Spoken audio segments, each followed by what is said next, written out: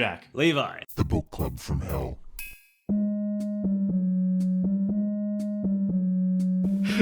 On Halo. The decline of Halo. The decline of Halo. Welcome back to the third episode. Now, of course, we started off this podcast as a Bethesda podcast, talking about our favorite Bethesda commentator, Oswald Spengler. But his second, as we all know, culture peaked with the release of Halo 3. When Spengler was waiting in GameStop, chugging down a monster, listening to Creed. We all know the West peaked culturally in about 2009. Yeah, what a year. Was that when Halo 3 was released? I know for a fact it was before 2010. I'll look it up right now. Halo 3. Yeah, 2007. Man, where exactly does it lie in the Faustian soul's life cycle? Well, I think rather 1... than regarding Wagner's operas as the pinnacle of the Faustian soul, willing itself into infinity before burning out and culture turning to civilization, we should probably push back that date a little bit to 2007 when we finished the fight in Halo 3.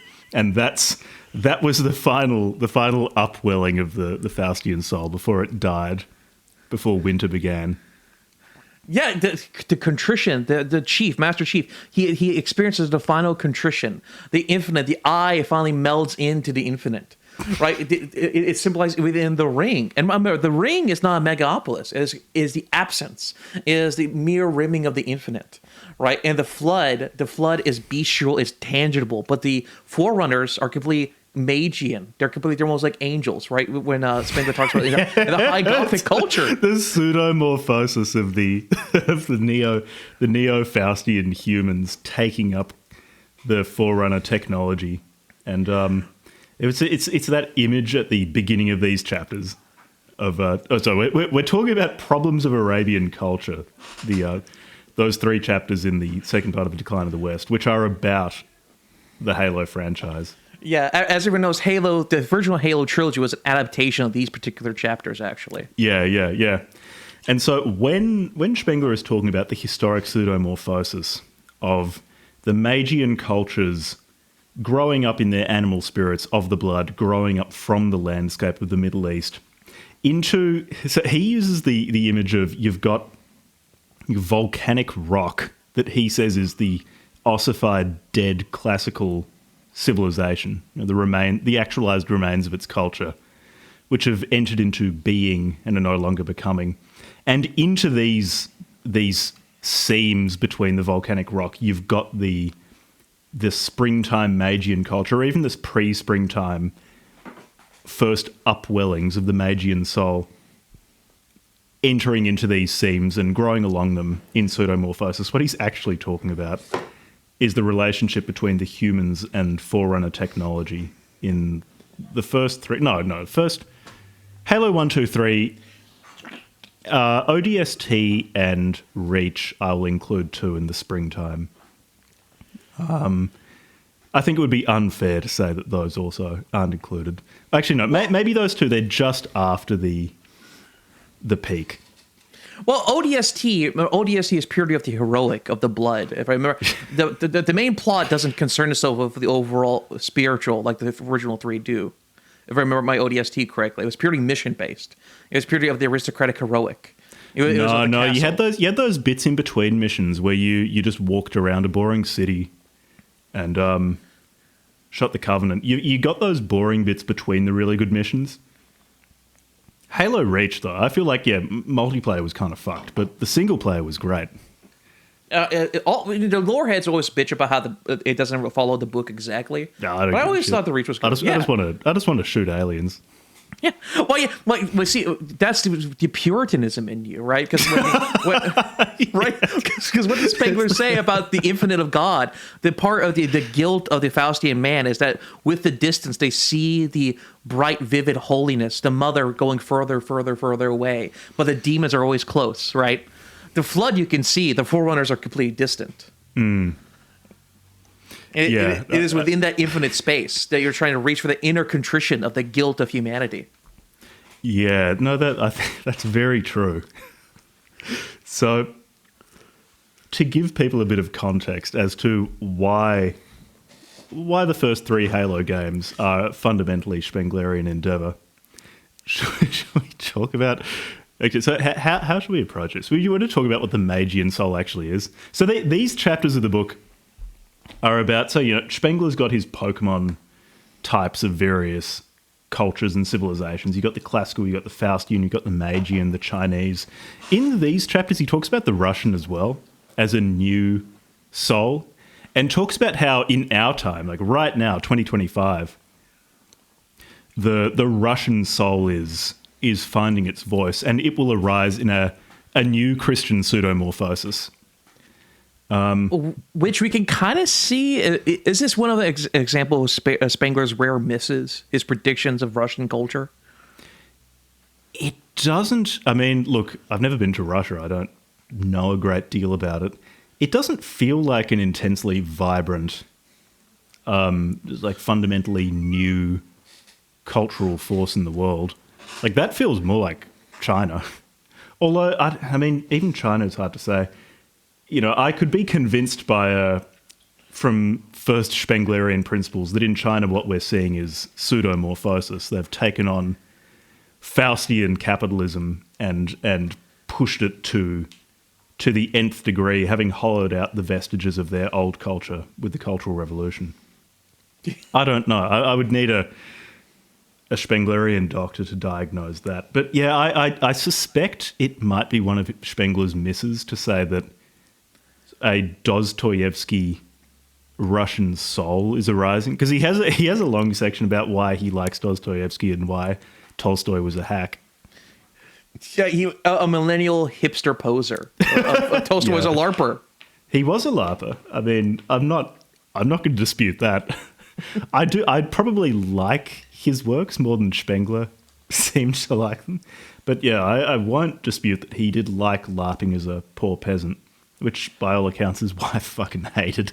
He must have been such a pain in the ass. That poor, long-suffering woman.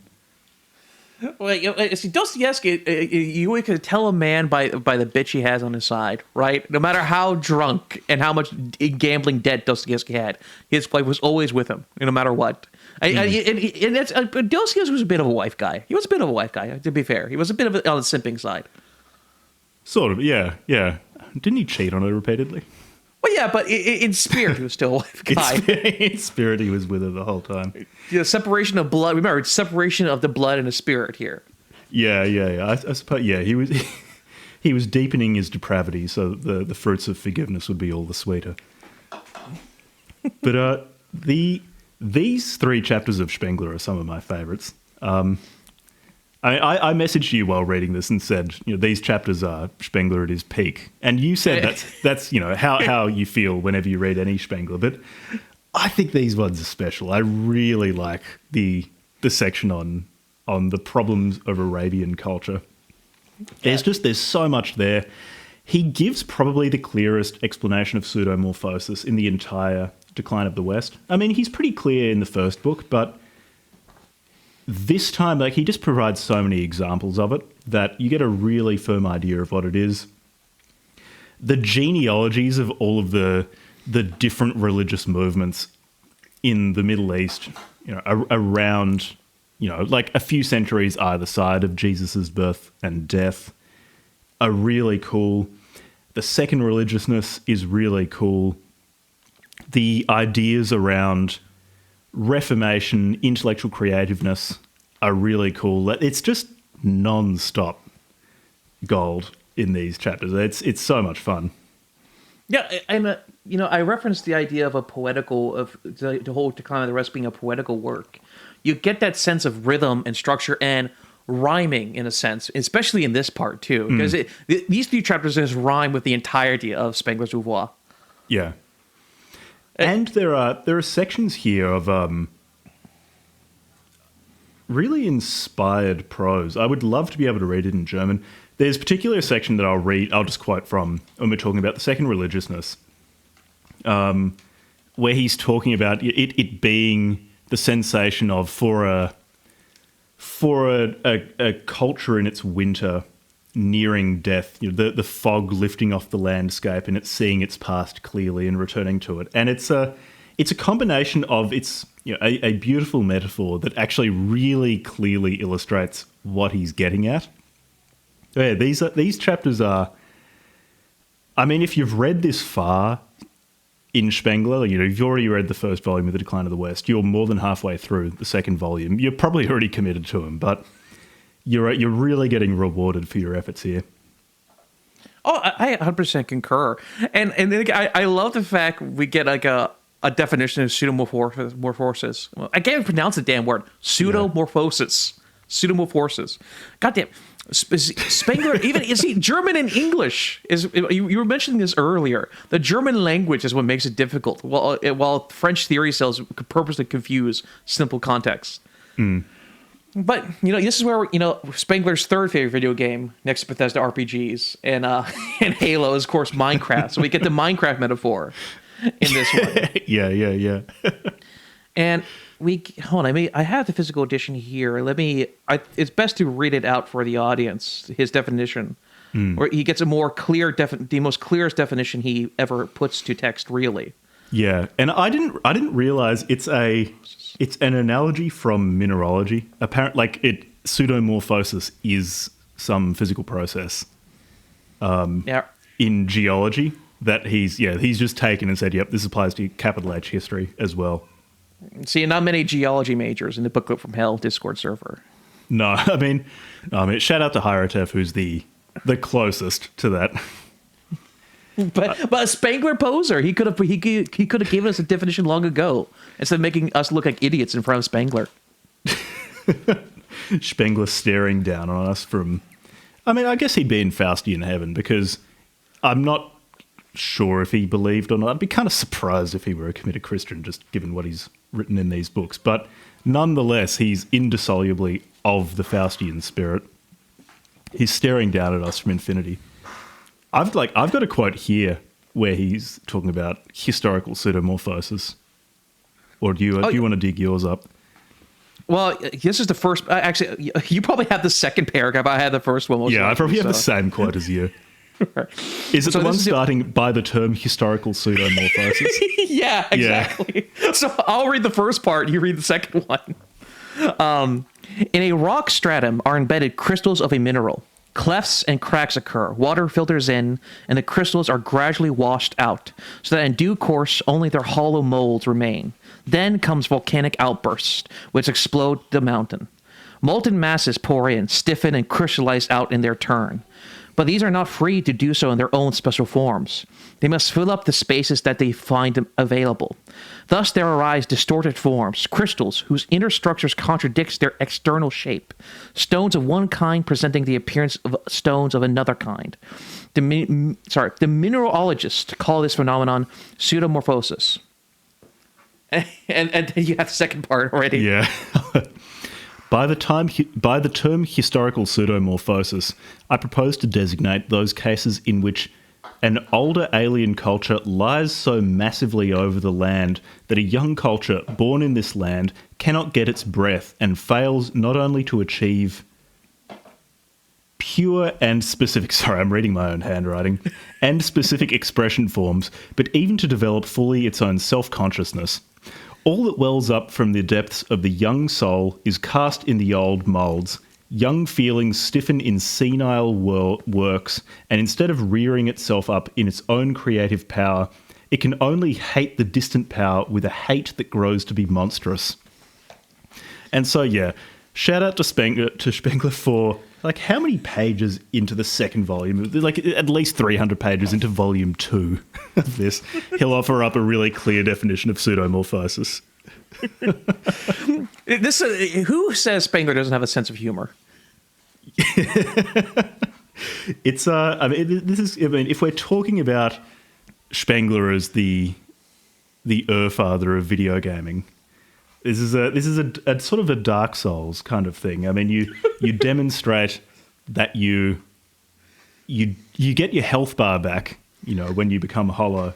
You lose your health bar in becoming hollow, and then you demonstrate that you don't need your health bar, and that's when you get it back by just using one of the items that, no, it's just a random drop or something that gives you your health bar back and lets you summon people to help you with a boss. It's kind of that thing. You learn what pseudomorphosis is once you've demonstrated that you don't actually need him to define pseudomorphosis for you anymore. Yeah, after you use it to convince people, yeah, I read Spengler. Yeah, you just nod along. Like, yeah, Spengler do be like that just constantly. And then once you successfully pretend to know Spengler enough, then he'll give you the cheat sheet. Yeah. So, I mean, the pseudomorphosis in Arabian culture, do you want to talk about the pseudomorphosis first, or what actually is the Magian soul? Because he opens with the pseudomorphosis, which is Spengler through and through, because there's nothing he loves more than complaining about what other historians are doing wrong. So, like, he defines the pseudomorphosis first and is like, oh yeah, I guess I should actually tell you what the Magian culture is. You know, the thing being pseudomorphosed. Actually, it probably makes more sense to talk about what the Magian soul is, and then we can get back to the pseudomorphosis. Because Spengler just can't help himself. He just needs to complain about other historians. He needs to bitch. And honestly, you could tell at this period, editors were a foreign concept in Germany. Yeah, I would like The Decline of the West much less if it were edited. More than it currently is. I like how much it is just Spengler going off on his own autistic theories about history and nature, and his weird flourishes of very poetic language in between him just listing various like historical figures and dates in just a fairly just a dry way. Yeah, you'd lose so much if someone made this more readable or a smoother experience. There's a lot of the charm of it is just how weird it is. Well, to be fair, would we lose much if we just moved chapter 2 of this section to chapter 1? Just literally because he starts that is true. with the Yeah, dates. that's a very good point. You would lose the charm. You'd gain a lot of intelligibility at the expense of the charm of Spengler foregrounding his complaints about his contemporaries in favor of just making more sense. Because you're right. The second chapter of this 3-chapter part is about what the Magian soul is, and the first chapter is the pseudomorphosis, which would be a lot clearer if you knew more about what the Magian soul was. Yeah, I mean, the entire first chapter is like, these are the Himyarites and the Armenians, not Armenians. I think the Arameans or Arameans or something. Yep. If we had Cap here to help us out, actually, that'd be really useful. Yeah, all this esoteric. He goes so deep in the weeds. You see, the Himyarians got invaded by the Armenians, and then invaded them, and then took Judaism as a just sheer spite against the Armenians. And he goes all in these esoteric tribal date conflict. And then the second part is explaining how the Magian soil that all these conflicts come from, and this is where we get his most kind of clear take on a hot topic, which of course is a certain chosen people. And he basically gives the hot take that Judaism, as we know it, is basically a pseudomorphosis of various Babylonian and Persian religions. It's perfectly born from relation to these religions. Yeah, well, he's got... I mean, we can talk about Judaism as well. I mean, we'll get to it. Yeah, it's like it's a fundamentally Magian religion, and it grew from the same world soul that it's like Mazdaism and just like all of the Persian religions. You've got Judaism, you've got Christianity. Later on, Islam as a reformation of the Magian soul. We'll explain what that means. And it's like all of these grew up from the same world feeling. And Judaism is but one part of that. And then he distinguishes between like the city feeling or the cathedral feeling of the Pharisees and the emphasis on law versus the country feeling of Judaism, which was, he says, indistinguishable from the world feeling of Persian fire cults or early church Christianity. And then you get to today, where he says Judaism is like I think he calls it a fellow religion. Like it's just an ahistorical religion which has found its. I think this is where you were mentioning pseudomorphosis. Like it's found its pseudomorphosis in Faustian romantic nationalism. Yeah, that's where we also get his rare predictive myths. He's like, these proto-Zionists is yearning to return to Jerusalem. This is just a fad among some radicals, and most Jews don't actually believe it. And which was the case at the time. I believe Zionism was actually mostly a minor hipster thing in Judaism at the time in the 1920s. But of course, now it's the polar opposite. But that's one rare Spengler miss was his prediction on Judaism being a purely free from landishness. He says, Magianism is consensus. The definition of Magianism is consensus, or as what he would say, vibes, basically, what we would call vibes. Yeah, we've been edging people for ages. We've been talking about this in a Spenglerian way of being extremely discursive, but let's tell people what the Magian soul is. It's I'll get to a timeline actually, because he does give a bit of a timeline, but I think fundamentally, okay, we're probably only talking to people who are into Spengler by this stage. Like we're 3 episodes deep into a series on the second book of The Decline of the West, so we probably don't need to bother with defining all sorts of stuff. So, the Magian prime symbol is that of the cavern, and each world soul has a fundamental tension, these opposing forces that animate it. So the Faustian is force and mass, or because he even does it like a starter pack breakdown. Faustian, force, mass, the classical interlinking chain of bodies, literally bodies, and breaking down of modular parts, while the Magian is the we. We, and the cavern is almost like a vault or a bunker in a sea of chaos, right? He says the cavern is constantly surrounded by shadow and depth, and that fundamentally he associates, again, this is where he says Christianity takes bits of Persian Zoroastrianism and a little bit of a Chandal, Chandalism? I forget. He brings you remember this one. Chandal? How would you say it? I think it's Chaldeans, a bit of... I'm not sure if it's pronounced ch or k, because I've just never said these things out loud. Well, Chandlerism from Friends. We'll go with that. Chandlerism. Yeah. So, associating the divinity as a wind from above. And it's totally... There's no cause and effect. A pure Magianism does not associate. There's no causes. To say God wills it is in its own way a blasphemy. In the pure distilled Magianism. So, with Faustian, it's the I... is... Yeah, that's why I said Magianism is in its pure Zoomerism is vibes. and there are a bunch of things to say. Yeah, and it's an interesting aspect with the cavern is the Magian fundamental tension, as opposed to say the Faustian or the classical, is this to and fro of opposing forces in the cavern, and you've got light and dark, and so death, for example, isn't the absence of life like it is for a Faustian, because the Faustian is very comfortable imagining a vacuum or lack or just an infinite nothing. For a Magian, there's not, a nothing isn't a thing. Instead, death is not, it's not the absence of life, but it's the contention of a death force and a life force filling the cavern. And an important aspect of the cavern too, or the cavern metaphor, is that one is always oriented. It's not like a Faustian infinite space. One is always oriented with respect to the cavern walls. And for the Magian, this is apocalyptic. So that apocalypticism is really important to the Magian soul. Everything has a time and a place granted to it, which one surrenders to. And it's always with reference to the beginning of time and the inevitable end of time that the true Magian feels very presently.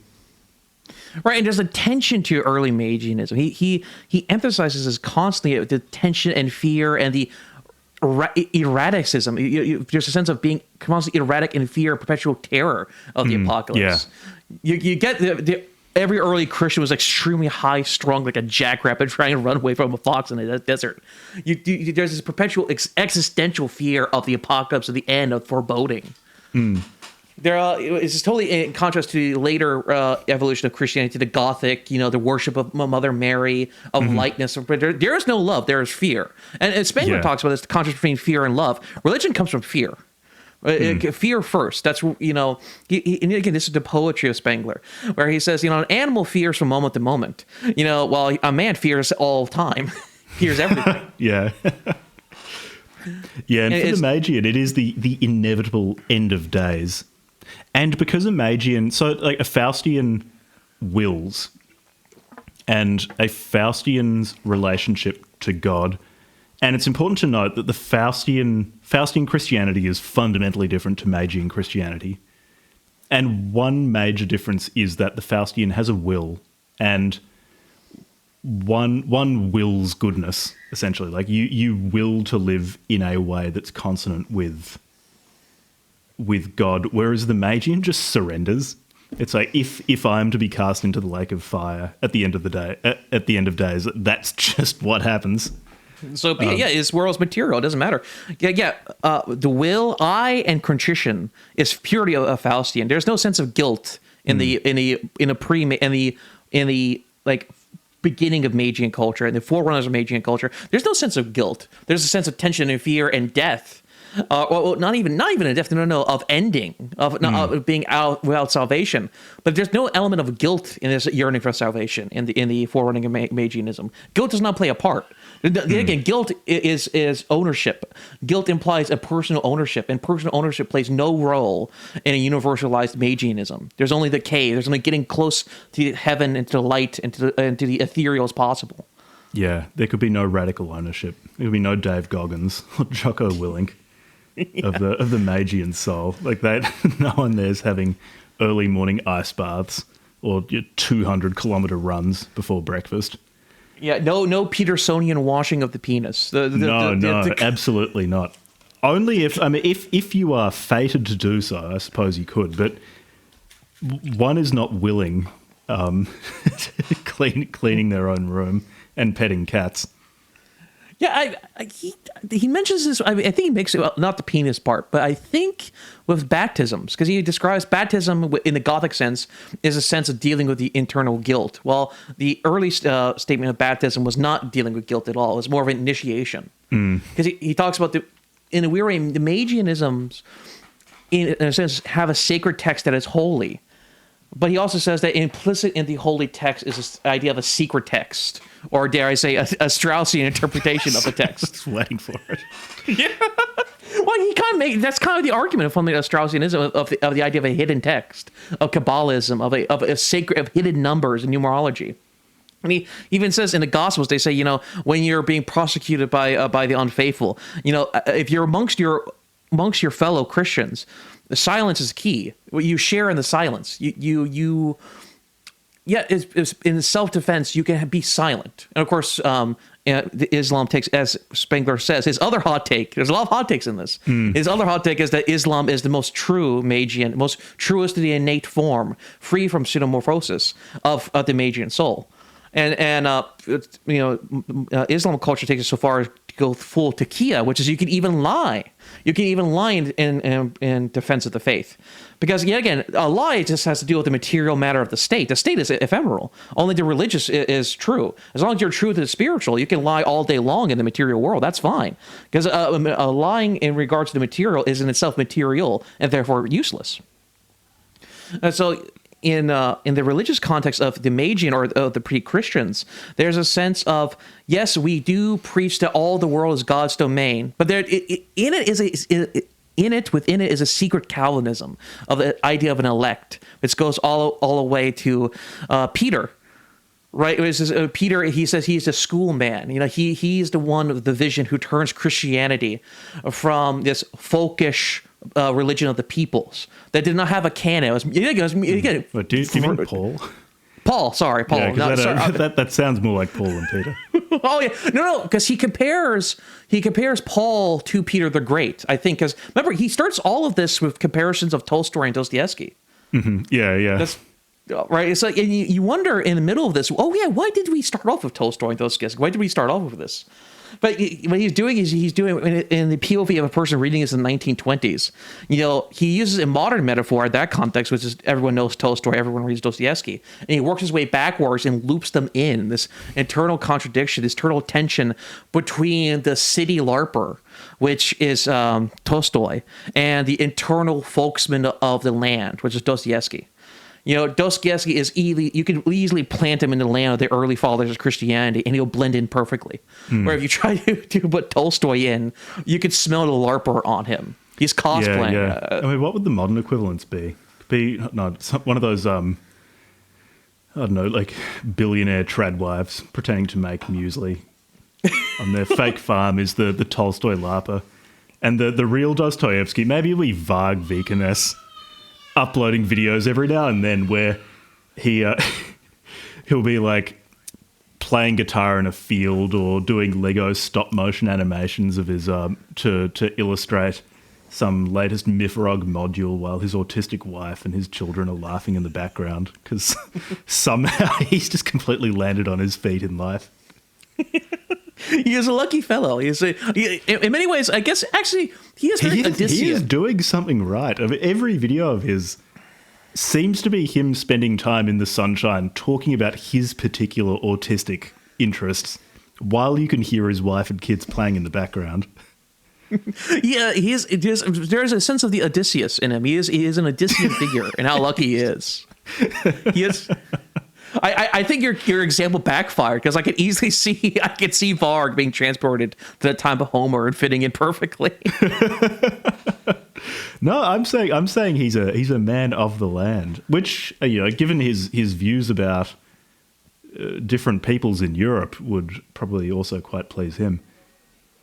Oh, yeah, I mean, he absolutely. I guess Spengler would actually agree with this to a certain degree because he in previous chapters he seems to worship the blood and the heroic and the man of action, but there's a lot of critical texts regarding the man of action. He criticizes Homer and Herodotus because the religion of the classical is purely of the heroic and the aristocratic class. We have no information of the peasants or of the average folk. There's nothing folkish about the classical religions we have. It's purely of hero worship and basically flexing of heroic deeds, and nothing of the average of the Greek people, of the Roman people. There's no people. There's only persons in the Homeric legends. This is one of my favorite parts of these chapters too, where Spengler, in his unlimited confidence, he particularly does this with the Chinese and Egyptian cultures and civilizations, where he says, we don't have evidence for my conjectures about these cultures and civilizations, about these particular periods which must necessarily happen in them. But if you consult my theory, you know that they must be there. He's like, I love that sort of confidence. Yeah, he's like, you stupid retard. You think Confucius is real Chinese religion? Yeah, I love that bit where he's like, no, absolutely not. Confucius does not represent traditional Chinese religion. If you weren't stupid and you'd read The Decline of the West, you would know where Confucius sits with respect to the Chinese culture's life cycle. He's full, dude. He's like the weeb. He doesn't even watch the sub. He literally just he listens to it in pure Japanese and tries to insinuate the meaning. He's like, he even says, do I have any sources for this? No. But just the innate structure and reality of comparison. Then he calls you an idiot for even thinking that sources are important. Yeah. He's like, despite the logic of human society, he portrays like a biologist. He's like, if a bird can fly, then innately it must have hollow bones, right? That's kind of his logic to it, right? Where he's like, well, Confucius, because Confucius has the character of an organizer, of a technician, and this is where he talks about the technician versus vibe-based religions. He does the duality of these two. And because of him being an organizer and organizing the religion to a proper structure, into something much more organized and bureaucratic, then by insinuation, there must have been a pre-orgasmic kind of Dionysian religion before Confucius in the Chinese lands. Yeah, and then he gets onto Taoism, and he's like, this is obviously just the analog of Stoicism. And I mean, I guess he never reaches the pinnacle of confidence, the Hegel levels of confidence that he does in the first part of The Decline of the West, where he says, if my theory is developed to its utmost degree, one will be able to get a single artefact from a culture and be able to, from that, just work out the entire life cycle of everything that happened in it. He doesn't reach that, but you can feel that sentiment in here, which is one of my favourite things about Spengler. He does I love cuck out intensely confident thinkers. Well, to be fair, he does cuck out to modesty. He's like, listen, it is very hard from a Faustian to take a morphological look at world civilization and development. It's because he basically says, I too have my biases, and I had to look through my own biases at one point.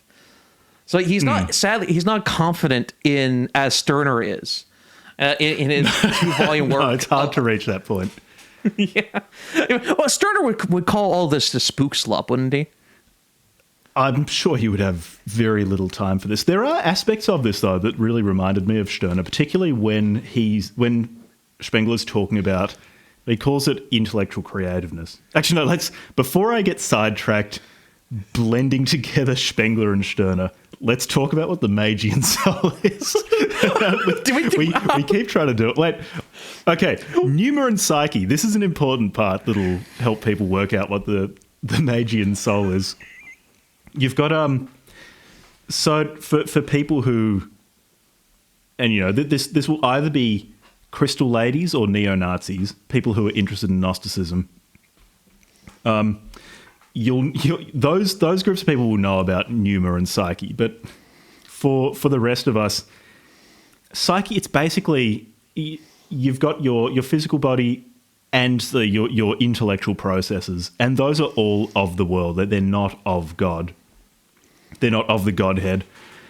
And the pneuma it's not something that inheres in a human being. It's the Godhead. It's the fundamental order of everything. And souls are discrete entities, and which can participate in the one, in the divine pneuma. And a Magian faith community is a single body participating in the pneuma. And you don't have an individual ego in this, like we were saying earlier. So say the Jewish community in Magian times were a single faith community. All of the discrete souls in it are participating in this one godlike object, or this one god. A creedal consensus. Yeah, the creedal consensus. And it's important for Spengler that it's not land-based. He said these are creed communities that can be just spread out over a really wide area, or they can be concentrated in one point, or, as almost always happened, you just have a bunch of them living side by side geographically, but occupying different spiritual nations. And that's obviously a pretty different approach to faith than Faustian Christianity, which is really, really different. And we can talk about that a bit more. But I thought before we go off on more tangents, it's good for people to understand that, because I think that lies at the base of what he says Magianism is. Well, he says it's the mid-most. Where does he say? He says it right here. The Magian culture, geographically and historically, is the mid-most of the group of higher cultures. The only one which, in point both of space and of time, was in touch with practically all others. The structure of its history as a whole in our world picture depends therefore entirely on our recognizing the true inner form which the outer molds distorts. Yet again, he basically says Christianity is a Magian is a deeply molded and kind of ill-fitting suit Like that's where he kind of blasphemies and says, to a certain degree, again, the true Magian religions of all time were either the Muslims, which he says is the most, unabashed. There's no mold to Islam. Islam is pure Magianism. And he says in a reversing or kind of reverting to the means way, he also says Cromwell is also kind of going back to a more pure Magianism of the time.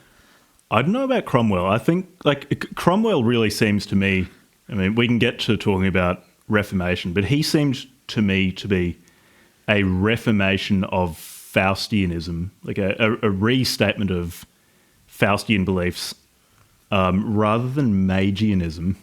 I mean, I think he lumps together Muhammad and Cromwell because he sees both of them as figures of Reformation within their respective world souls. Muhammad of the Magian, Cromwell of the Faustian. Well, I think the reason why is that sense of panic and that sense of frenzy, right? Because he says the Cavaliers and their colors, and from Cromwell we get the Puritans, right?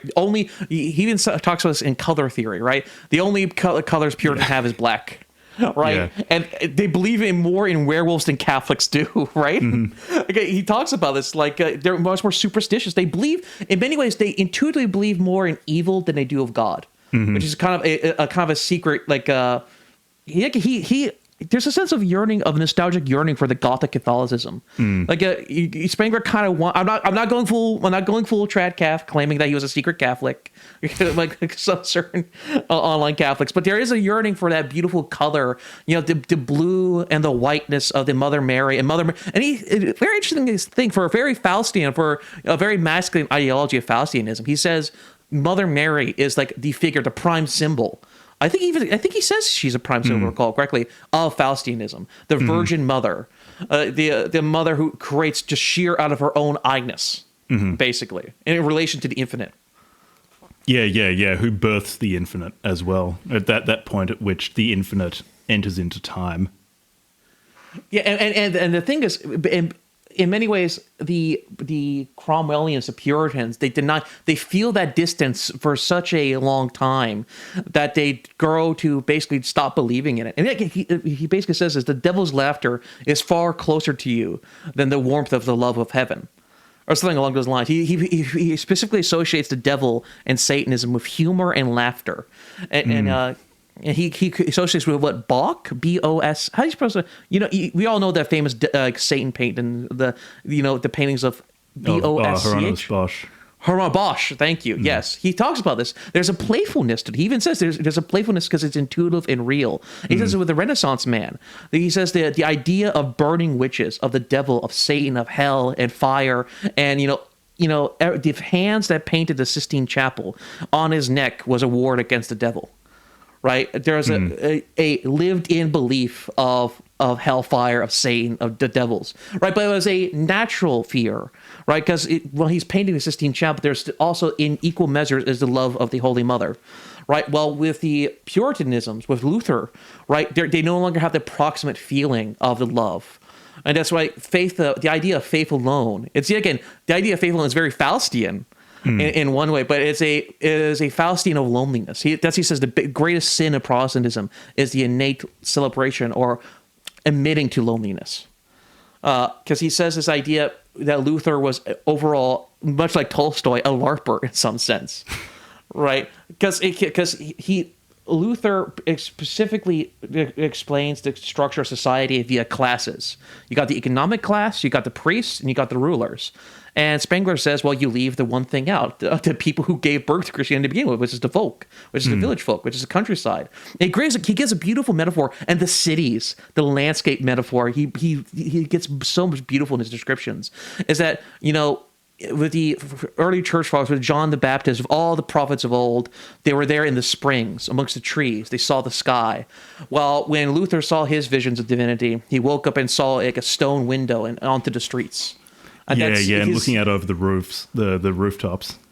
And fundamentally limited his view. The window limits his view, right? So that's why he completely forgets the common folk altogether. He forgets the peasant in his association of religion.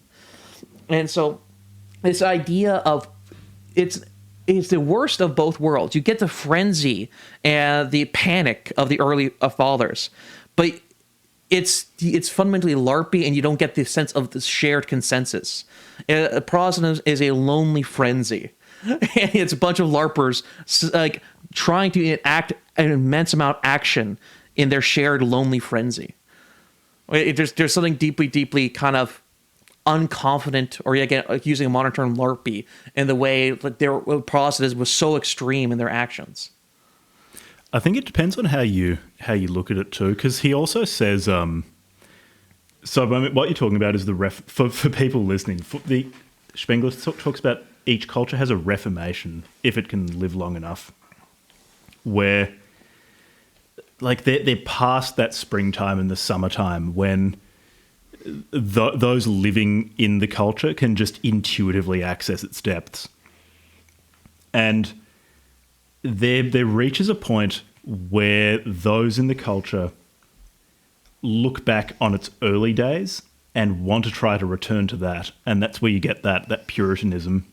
Yeah, and reformation as an end, not a new beginning. Yeah. He specifically says it is an end of something, not a beginning of something else.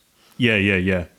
And so, I mean, they're sort of LARPing in that they're looking back to earlier days and trying to return to it. But he also says that it's a very genuine expression in a culture's life cycle that must come to them and must happen. And yeah, in Faustian Christianity, it's Luther and the beginning of Protestantism, which Spengler says was anticipated by people like Jan Hus and so on. And he says in the Magian world, it's Islam, which takes non-pseudomorphosed elements of Magianism. And I mean, we're talking about this so discursively. Like, we'll eventually get to all of the different types of Magianism and so on. But he says basically, like, you've got the monophysite heresy, or at least heresy from the perspective of the Western Church, which is just more and more purified and eventually becomes Islam. And that Islam is the Magian Reformation. It's this very, very literalist, much more intellectual, much less playful Puritanism that just sweeps the entire Magian world. And he says that he describes it. He says that most people think Islam is foreign, but he looks at the invasion of Constantinople, and in many ways, all these Christian colonies, these Christian peoples, very easily and kind of naturally slinked into. Yeah, it's like the breaking of the to use the mineral metaphor. It's like if you were to break the volcanic rock and turn it back into liquid, it's very easily goes back to its liquid state. Yeah, exactly. Because these people are Magian anyway. And in the case of Constantinople, it was Magianism, but in a classical pseudomorphosis, whereas Islam was more purely Magian. And yeah, like the Christians who converted to Islam, Spengler keeps reinforcing in these chapters that like these people, particularly the peasants and the people of country religion, are Magians first, and then secondarily some like particular division of Magianism, whether that's Christian or Manichaean or of the Pagan Church and so on.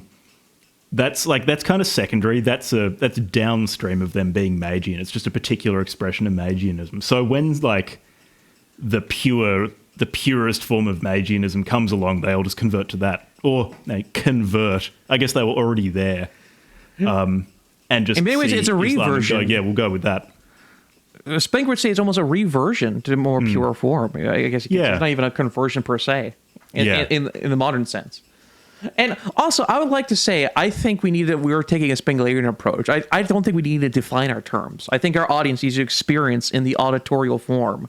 Must take a piece of what we're saying and reconstruct the definitions from there. Yeah. I wrote down some dates and things because he offers this kind of out of sync, but he does offer a timeline of the Magian soul, which I really liked. I'll just read out some of these dates and then... Well, he does give it exact dates for both the Eastern version and the Western version. Yeah, he really does. So about 700 BC, he calls this the first upheaval. Like, it's the first premonitions of Magianism. And he says, I mean, we talked about it last episode.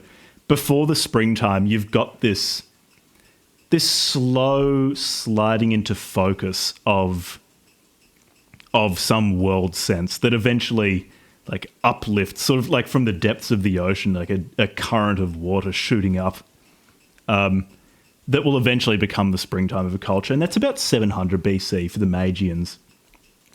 And it's prophetic religions of the Persians, of Jews, of Chaldeans, or Chaldeans, however it's pronounced. This is where we'd need Capitalissimo to shout at us and call us idiots for mispronouncing something. Yeah, the Spenglerians. Yeah, and it starts with prophetic religions, with prophets talking about God, and it's through the prophets that you get the first expressions of the Magian soul. And then it's about 300 BC is the second upheaval, and like the second upwelling of Magian spirits, and things becoming even more coherent and sliding even further into focus. And this is with apocalypticism, like the idea of the coming end of days begins to elaborate the cavern shape of the Magian soul. Then you got about 0 to 200 AD is the third upheaval, and it's the birth of the great religions of salvation.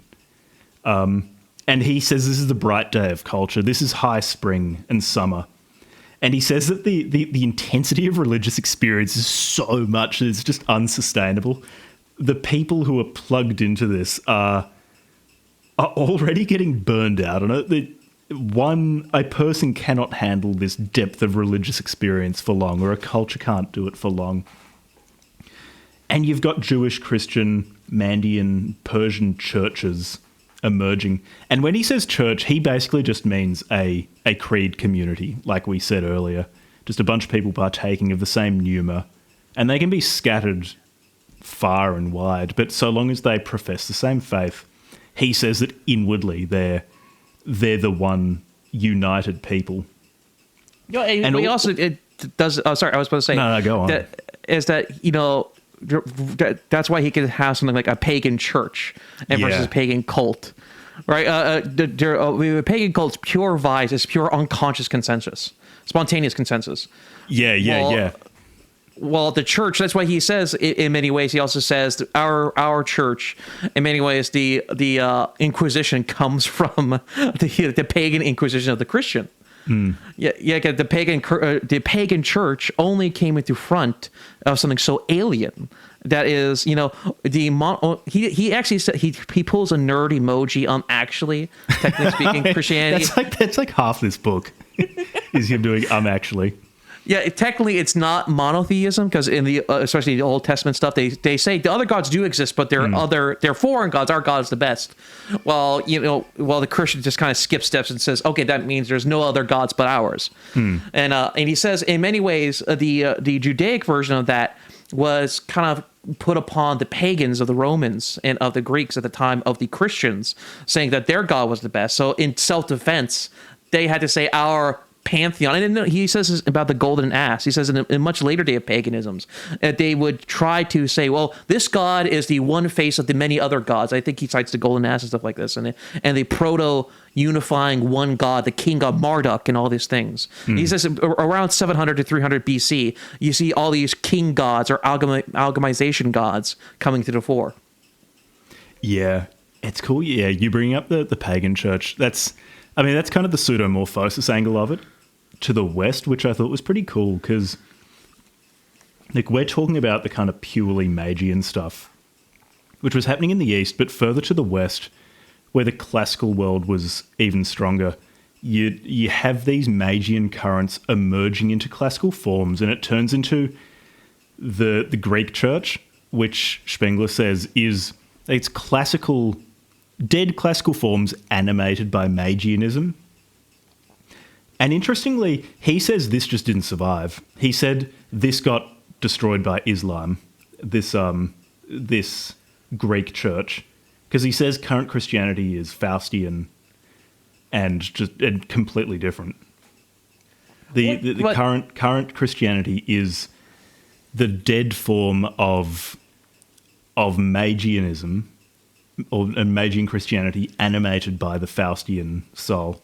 But then, yeah, you've got the Pagan Church, which is it's Roman imperial syncretism and Divas cults and so on with Magianism animating them. And he says that this Magianism leads to a coherence between different city cults that would be completely separate if they were truly classical, but aren't anymore, and become one faith community, which is pretty cool. Yeah, I don't know how historically accurate this stuff is, but thanks to Spengler, this is my entire view of the period now. Yeah. Well, he desperately the pagan stuff is kind of the most interesting part because he's generally trying to understand paganism beyond the mere Homer. He's like, okay, we have the Homer stuff, but again, it's only of one class. What about the folk paganism? And he tries to go from the actions of them interacting with he's trying to do the whole you get one piece of rib cage and you get the whole skeleton. He's like, okay, I have them interacting with Christians, so if I walk backwards enough, I can try to get closest to what paganism of the entire society is. Yeah, I mean, he should have just gone on to Pagan Substack. They're more than happy to tell you all about why them, I don't know, like wearing those Hammers of Thor necklace is actually really, really cool and based. Not LARPy at all. No, absolutely not. They probably represent the upwelling of a new world soul. Pagan Substack is the first upheaval of what will, in 500 years, be the springtime of neo-paganism. Well, it's safe paganism. I mean, there's this meme on Twitter going around of a pagan it's a cartoon hand petting a cat. And he's like, I'm sorry, I don't know. I know it's not like how it was like it used to be with real paganism. And he takes his hand away because the neo-pagan, the pagan LARPer does not feel like he's being authentically pagan. But the pagan gods, as this cute little kitten, are just so desperate for love and affection. The cat reaches back to the hand and shoves it back into its head because it just wants love and affection. Now, I don't know if you read any of Ovid, but I'm pretty sure the gods were not a desperate, clingy boyfriend of the gods. No. My impression of the classical gods was that people sacrificed to them just so they wouldn't get attacked, or like to try to propitiate them slightly. Yeah, please don't destroy my house in a flood or something, or a thunderbolt. Or like suburb mom issues, like my kid learned to crawl at 2 months, while yours Athena only learned to crawl at 4 months, and Athena would slaughter her entire family, turn her into a statue. Yeah. There are a lot of people getting flayed alive for just like minorly inconveniencing some god, right? And it's from love. Yet again, it is a Magian restoration. The neo-pagans, all right, are trying. It's through love. It's through the sincere love of portraying the gods as a kitten, as a loving kitten, which is the opposite, because he talks about the origins of the beast gods of the Egyptians, which comes from fear. So the neo-pagan LARPers with their personas of the old gods, it is a Magian mutation through love of paganism. I mean, the words may be or Faustian. I would be impressed if it were Magian. I don't know, because the gods have personalities. I feel like the Faustian is obsessed with my personality, my ego, submerging my ego to the infinite. But it still says the most freest sentence of the Faustian is "I believe." I think Spengler says something along those lines. The best sentence, the greatest sentence is "I believe." While with the neo-pagans, there's a sense of, I don't know. With them, no, I think it's... We'll talk about the second religiousness eventually, but no, with them, I feel like it's super Faustian because it is completely what I believe. It's just, it's fucking pick and mix religion. They just pick the bits that make absolutely no demands on them personally. Beyond, like, I don't know, being able to post, like... I don't know, just like a bunch of, return to tradition memes, some black suns, and naked girls like on the beach. white nationalism stuff. all of the stuff that they kind of believe anyway, they'll just pick bits of paganism that they agree with, and then the bits that don't, they can leave to the side, and they'll be like, oh, well, I'm exercising my will. It's sort of like Church of Satan people, where they're like, well, I worship my own will, and what worshipping my own will means is basically just doing whatever. Not even whatever you want in a cool way. It means doing whatever you want in a I'm just going to eat pizza and play video games kind of way. Just like complete indulgence of your own petty desires. Oh, fuck you, Dad. The religion. Yeah. That's what neo-paganism feels like to me. It feels like sort of senile Faustianism. Well, here's the thing. It's too much of the blood, and it's too much of a very individual tainted blood. Because he says of the pagan gods, it's very of the blood. It's very of heroes' actions, of kicking ass, taking his glory, chivalry, all these things. But religion is only of beyond. He says this about it. You can either be a warrior or you can be a priest, but you cannot be both. He says something along his lines. Because religion is a moral, what is it? It is a religion, something virtuous moral, is the limitations, and fundamentally is beyond the time. It is beyond time. It is beyond your current now. And so that's what he says, with Tolstoy. He mentions that this idea of social engineering, of policies. If a church has an opinions on climate change, it's no longer a religion. You know what I mean?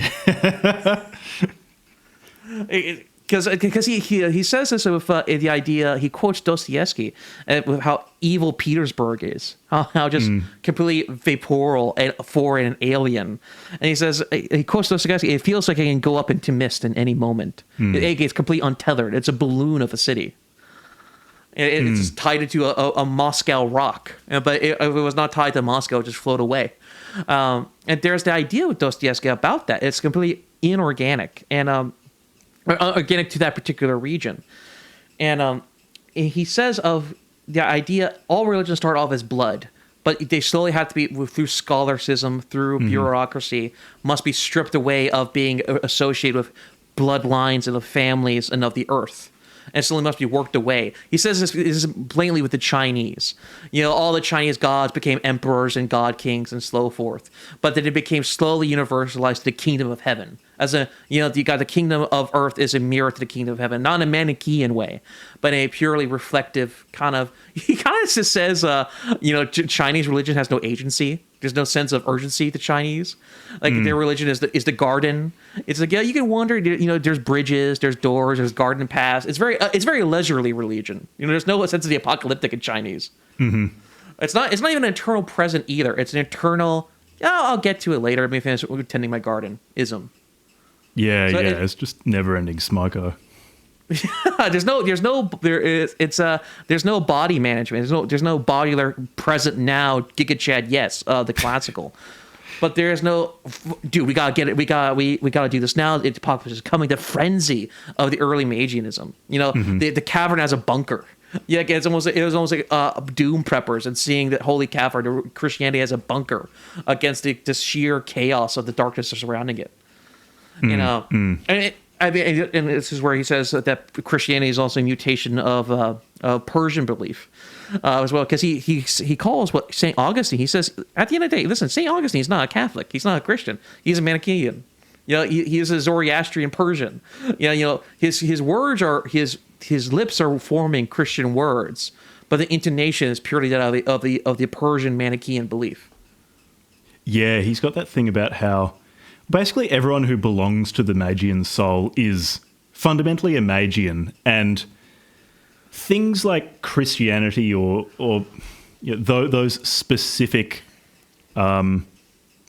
doctrines or dogmatic analyses of that fundamental Magian religious experience came a bit later. He places it around 200 to 500 AD, where he says those people start trying to structure this Magian feeling. And initially it's very organic. And he says the impulse is always from the same place, from that same inner sense of Magianism. But as time goes on, as the culture ages and then eventually dies, that inner sense of Magianism dies out, and you're left with these intellectual structures, which are then very clearly delineated as this is Christianity, and it has these particular doctrines and dogmas, and not believing in those things makes one not a Christian, and that's as opposed to Judaism, and then like all of the Eastern Magian beliefs, like he's got the Nestorians and so on, are all these different people, and he says once that Magian spirit is beginning to die, then those intellectual distinctions between these various groups become more important, because that's kind of all that's left. But like someone like St. Augustine was still alive in a time when the Magian soul was very much alive. And like the distinction between a Christian and a Jew, a Persian, and so on was just way less significant. Well, he symbolizes, the visual metaphor he uses is the closing down of the colleges or the universities with Justinian. He says, people think, that's the closing down of classical thought. He's like, no, classical thought has been dead just because he closed that particular university. But he says he doesn't close only that school. He also closed all the other discussion schools of Christianity as well. He says, there's no longer a forum for debate and discussion. When Justinian closed down the schools, it was the birth of dogma, birth of technique, basically. Belief becomes a technical process. That of the taboo rather than a totem. Mm-hmm. Yeah. I guess now's as good a time as any. Well, we've talked about Reformation. Intellectual creativeness, I guess, is just that process we just described with respect to the Magian of you build up all of these dogmas and traditions and so on organically during springtime and summertime, that when the culture dies, you're just left with those. And as you pass into civilization, that time of intellectualism, but where the blood is more or less gone, and that you only have tension, you don't have that animal pulse so much. Intellectual creativeness just keeps going. I like how in the case of the Faustian, he talks about how you've got Luther and the Reformation, and that inevitably leads to the intellectual creativeness of someone like Hume. Just further intellectual emphasis on that loneliness and the lonely will of the Faustian pushing out into infinity. Yeah, where you eventually get someone like Hume who's like, all we can really say is that we observe our own sensory experiences. He, even disputes causation. We can't observe causation. We can only observe a sequence of events or a sequence of impressions. So you've got even more of a loneliness. And then that intellectual creativeness gives way to the second religiosity.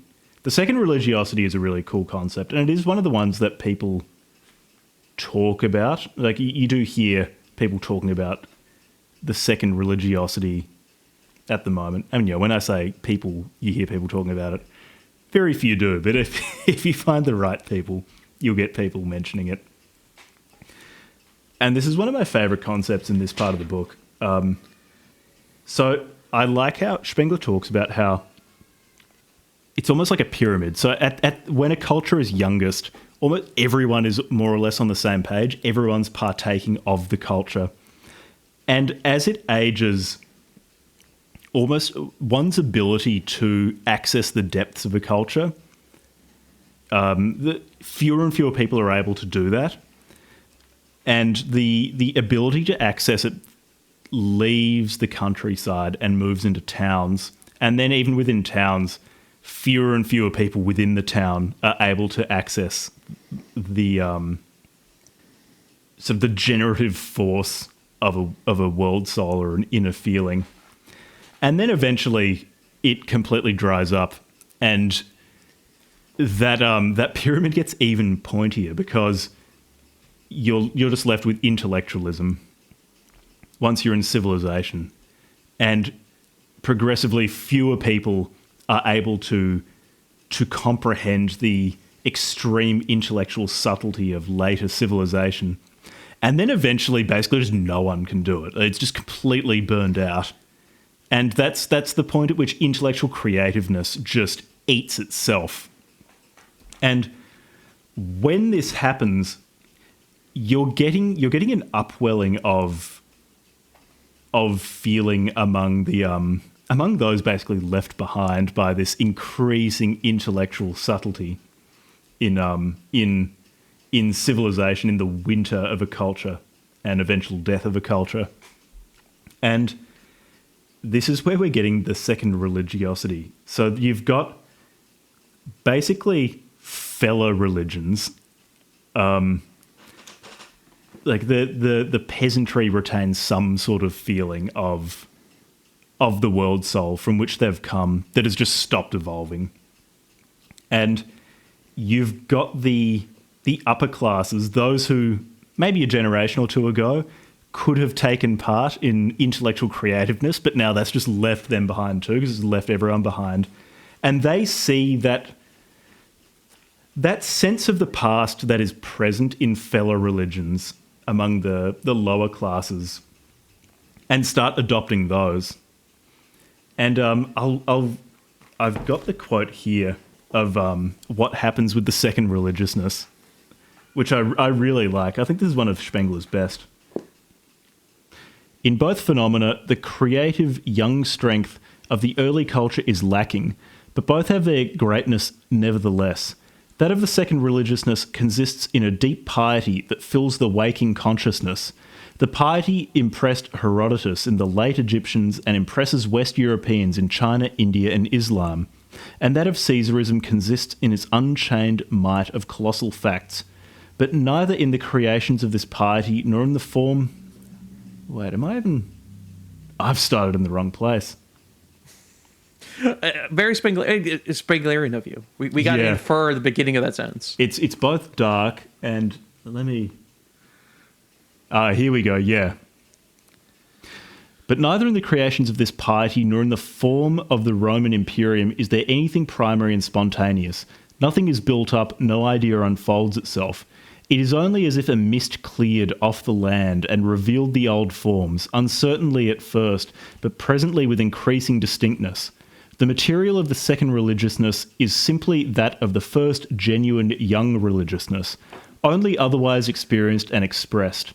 It starts with rationalism's fading out in helplessness, then the forms of the springtime become visible, and finally the whole world of the primitive religion, which had receded before the grand forms of the early faith, returns to the foreground, powerful in the guise of the popular syncretism that is to be found in every culture at this phase. So it's basically, once a culture is burned out and dead, and the people of civilization have also just burned out the intense intellectualism that wells up in civilization. The air's clear of fog and they can see their past clearly and return to it. And oftentimes it's presented very, very negatively, or at least in a lot of talk of second religiousness I've seen. It's talked about as kind of this like senile, larpy return to tradition. You know, return spelt with a V, all caps. And I guess Spengler does, I think at times he calls it senile, but he's much more sympathetic in this part in describing the second religiousness or second religiosity as a natural part of a culture's life cycle. Like it's not exactly larpy because it's an inevitable part of the death throes of a culture, really. Of it seeing its early life, what animated it, and returning to that with this sort of dry piety. Well, I mean, in many ways, it's a return to a state of child. It's basically a state of being a child again, because he says in Christianity, there's a sense of almost a child like waking up to the world as consciousness. He describes it almost as a child waking up, and again, both the frenzy and the ecstasy of like a kid realizing I'm in danger. When you're a child, you see a dog growling at you for the first time. It's a very unique rush in both terror and in and he describes this as well with the Reformation, when he says, the distance between, the feeling of infinite and the feeling of Mary and being close to the infinite goes further away. It's like, with babies, you don't have object permanence. So when the mother walks out the room, they think she disappeared. Yeah, she doesn't exist anymore. And that's kind of what the Reformation was. Right, in many ways, was the mother goes away so quickly. At least the atheist. Well, at first he was like, it slowly dawns. It's reverse of that kind of thing. It's like, she just went to the other room, and no, she's actually gone. Which is that's how Cromwell went to Hume and went to atheism. But that was still at a time when I think the culture was alive, because I'm pretty sure Spengler says that the Faustian soul sort of died around maybe a bit after Wagner, or maybe with the First World War. That's right. It was like the First World War is the end of the Faustian soul. Like, we're going into civilization now. With the Reformation, that was still when the culture was alive. Like, it was dying, or towards the latter part of its life, but it was still around. And yeah, it was laying the seeds of that increasing intellectual creativeness that would eventually just auto-digest. Yeah, but it was a creation of our own Faustian. We created our own monster, because he talks about this with the world became mechanical. Yeah. After Luther, it became a mere mechanical. Instead of God, became an unmoved mover, a mechanist. Right, and he says, and all true religious people have this great disgust for material tool usage of the world as a possibility of a giant toolbox. Basically, they have a great disgust. He says even Nietzsche, in many ways, has this great disdain and disgust as the world as tools, or life as a toolbox, that kind of thing. And well, in World War I, you saw the mechanization of this holy thing of war. I think Junger even discusses in Storm of Steel, or in one of his texts, he talks about how war is no longer this glorious kind of battle anymore. It's more of this cold, distant, mechanical. I mean, you can't even hear the glory anymore. Yeah. With the shell. He talks about that a lot. I think it's called Total Mobilization. It was a short piece of his that was really good, where he talked about that at length. But yeah, it's like just a bunch of his early work. Yeah, he describes, he tries to lay into Homerics a little bit, especially in the 29 translation. He tries to lay into the Homerics and the divinity of war and stuff like that. But at the end of the day, you're still, sleeping in a mud pit in rainwater, wet to the bone. You know what I mean? That's in a ditch somewhere, which is totally different from the Homeric Alexandrian, I might die of dysentery, but damn it, I rode a horse and I stabbed some motherfucker in his heart, with a spear. Yeah. It's totally different. It's also that, like, one's heroism isn't the determining factor of winning a war or not. It's techniques. So can a society produce enough knowledge and raw materials to produce more effective weaponry, more supplies, and so on? And that is what will determine which country or which group of people overcomes another one. So it's not even an individual, like a battle of individual wills and individual capabilities anymore. It's just these giant, titanic, monstrous entities trying to out-technicize one another.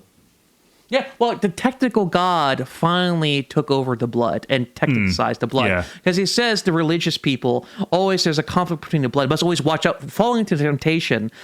Spengler says that what they really saying is falling back into your natural state. That's what temptation is. Then that's a reference for blood, for race, for peoples, for ancestor worship, for heroic deeds. Ego, basically. There's a baseless, like we said earlier, Spengler would not care for Stirner's egotism. No. But with World War I... But I suppose, actually, no, he'd probably just situate it within the terminal phase of a culture's life. Because it's interesting, actually, what Stirner talks about with the increasing spiritualization of the world. That fits very, very nicely into the winter of of a culture and a culture moving into civilization. I mean, you could say what Stirner was describing, especially in the first half of the unique and its property, is this process of intellectual creativeness post-Reformation, specifically in the case of the Faustian soul, but you could well just have a Stirner of any world soul, and he would end up saying more or less the same things. Yeah, he's a natural byproduct of the world around him. Yeah. And with Spengler, and he talks about the idea of World War I, in many ways, at least in previous, if the priest class became purely of techniques, of merely practicing the right, he says with all city souls, it merely becomes of that technique and of ritual and of rites and of fashion and stuff like that. And you mentioned the pyramid earlier. I mean, a great example of that is literally the place of the pyramids, Egypt. It's like, okay, the old god is that we worship Ra now. Let's make statues of Ra. Yeah. You know, and this is all the theory of Ra. This is how you properly worship him. This is his statues. And while the common folk, the people, the peasants, people outside the cobblestone windows, you know, they worship the same as they ever do. You know, I mean, it might be Christ, it might be Demeter, it might be Dionysius. The words change, but overall vibe is as a natural. I worship what is around me and what I've always worshipped, what my father worshipped before me. While the city states, they always burn through dialectics. They have to keep it kinky and fresh and new theory and then doctrine, and you have to be in doctrine. Then the doctrine, throw away the doctrine, new God, and then the cycle starts again. And the thing is that you always had the base blood of the aristocratic class. That you always had the cavaliers that the Protestants hated. And with World War I, the technical God finally conquered the heroic man. The heroic man got subsumed by the technical heroic, by the technical war machine. So we don't even have the blood anymore in World War I. Even the heroes, the blood and the rhythm, have been completely removed. We have technical Caesar now in World War I rather than actual blood Caesar. And then, yeah, you're right. It's as this process of bleeding dry takes place and intellectual creativeness just eating itself and technique eating itself, you've got the massive of the Fellaheen in the background who still have blood, and like you said, they're still participating in the ways of life that they've just always done, at least since the city left them behind as the place where history happens. You've still got these historyless people, and from there the second religiosity comes from below and works its way up through the upper classes who've been left adrift since their technics has just consumed itself, and they're left without a world soul. And so Spengler puts Caesarism, which next episode we'll talk about more because it's the next section where he really gets into Caesarism. But in brief, Caesarism, he says, is basically the politics of recognizing brute fact.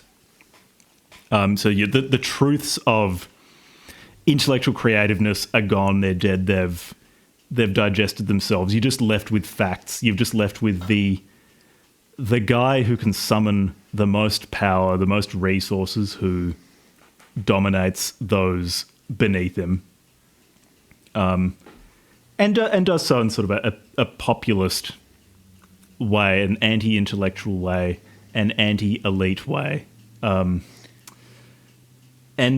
Spengler puts Caesarism and the second religiosity together. He sees them as very much of the same process.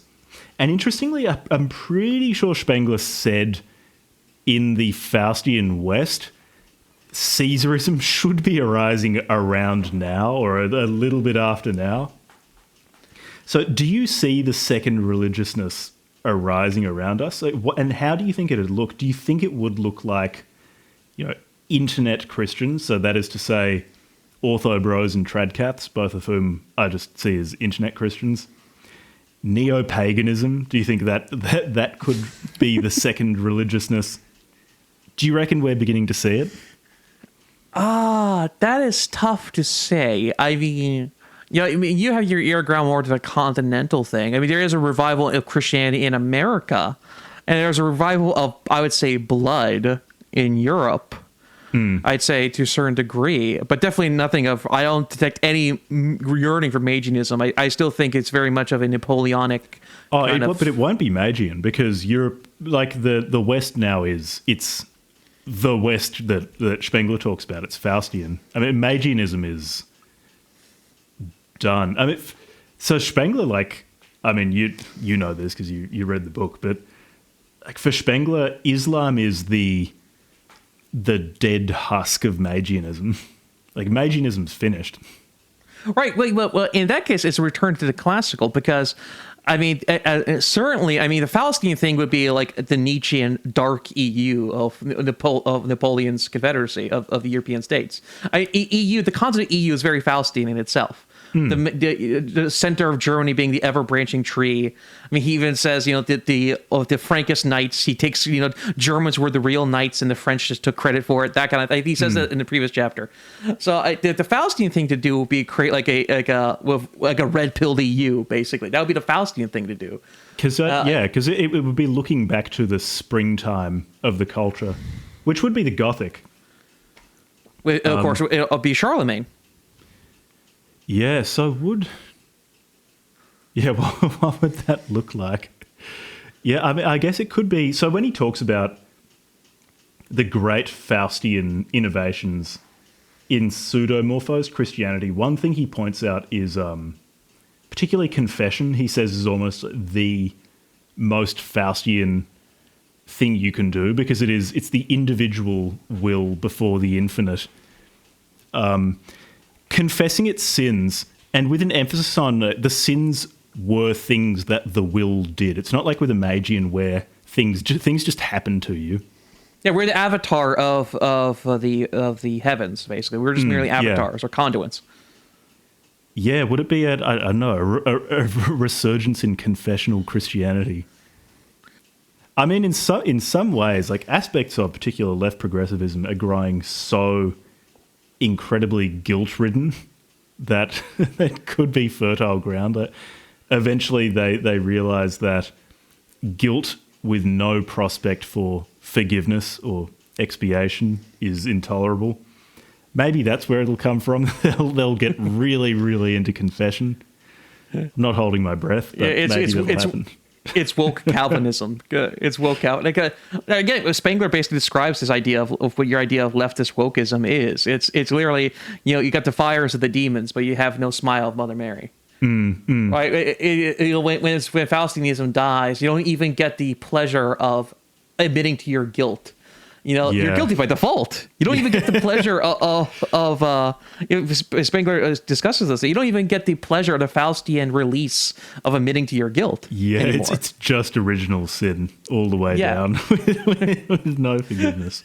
I mean, Protestantism even takes that away from you to certain. It takes away your priest, it takes away your Mary, and even takes away your own private guilt in an odd way. But I guess then, so if that is, because if Protestantism is the Reformation of Christianity, of Faustian Christianity, which sounds sort of silly to say, because like Spengler's getting these terms from events in Western history, then the second religiosity should be returning to a time even before that. So it could be going back to like just full smells and bells, high church, Ave Maria kind of Christianity.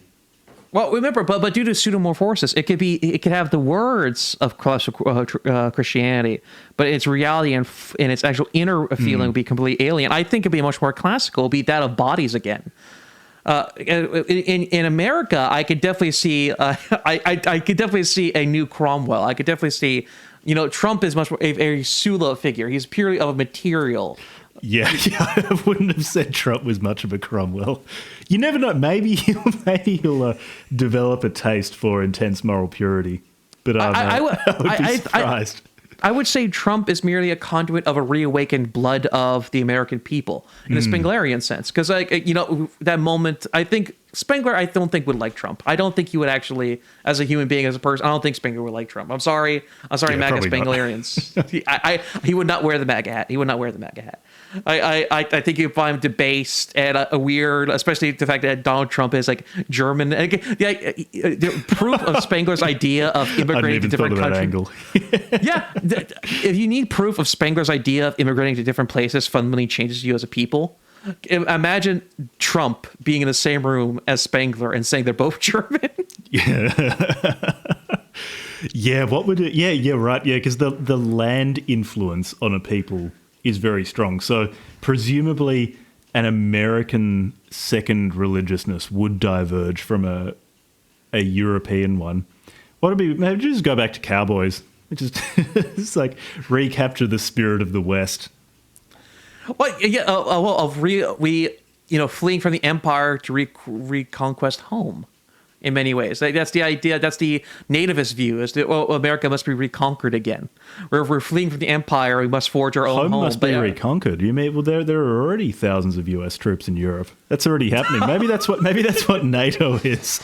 NATO is the American second religiosity, where they're returning home and trying to reconquer Europe. Well, I gotta say, it's been pretty successful. That's the idea. That's the idea. Is at this point, what is the point of NATO? What is the point of looking at two Slavs throwing shit at each other? And there was a vague point of this in the Cold War. There was an idea of this in the Cold War. Because of random people, like American bases, in what is there bases in? No, Finland isn't part of NATO. I don't think so. But it is now. They joined. It was either Finland or Sweden, but I'm pretty sure Finland joined very, very recently. Imagine being an American just now being sent to Finland at the point where no one believes this shit anymore. I think you're just in a random base in cold ass Finland. Is something going to happen anytime soon in my lifetime at all? And Russia can't even go halfway to Ukraine. It's the empty formality of the times long past.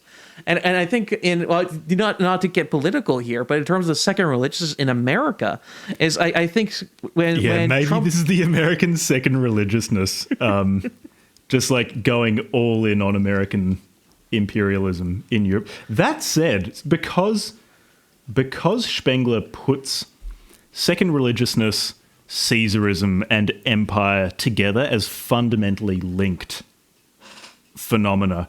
Perhaps that's the American second religiousness, is the American empire just becoming, I guess, more formally declared as an empire, and spreading US aid to the entire world, a reinvigorated US aid.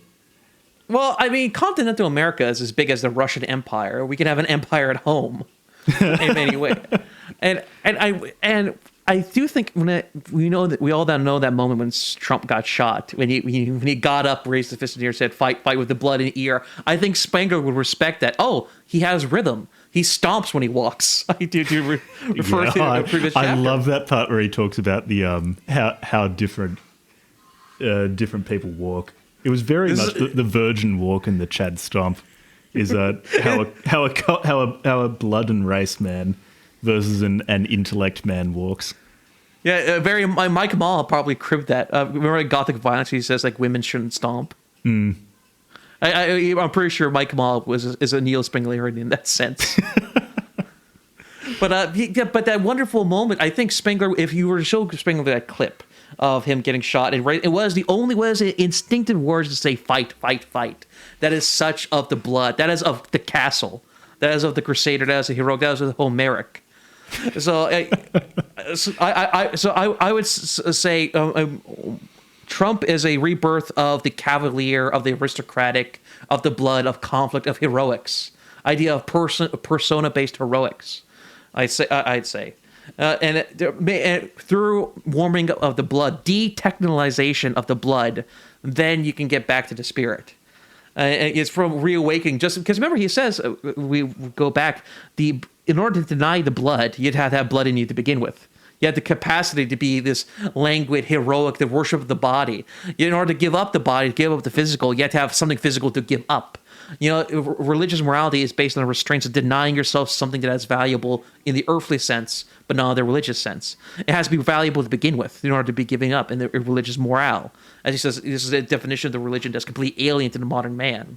Is religion as a series of denials, and Trump is definitely not a deny. His denial of everything around him. to be a Trumpian in many ways is to deny everything earthly associated with the good, the true, and the faithful.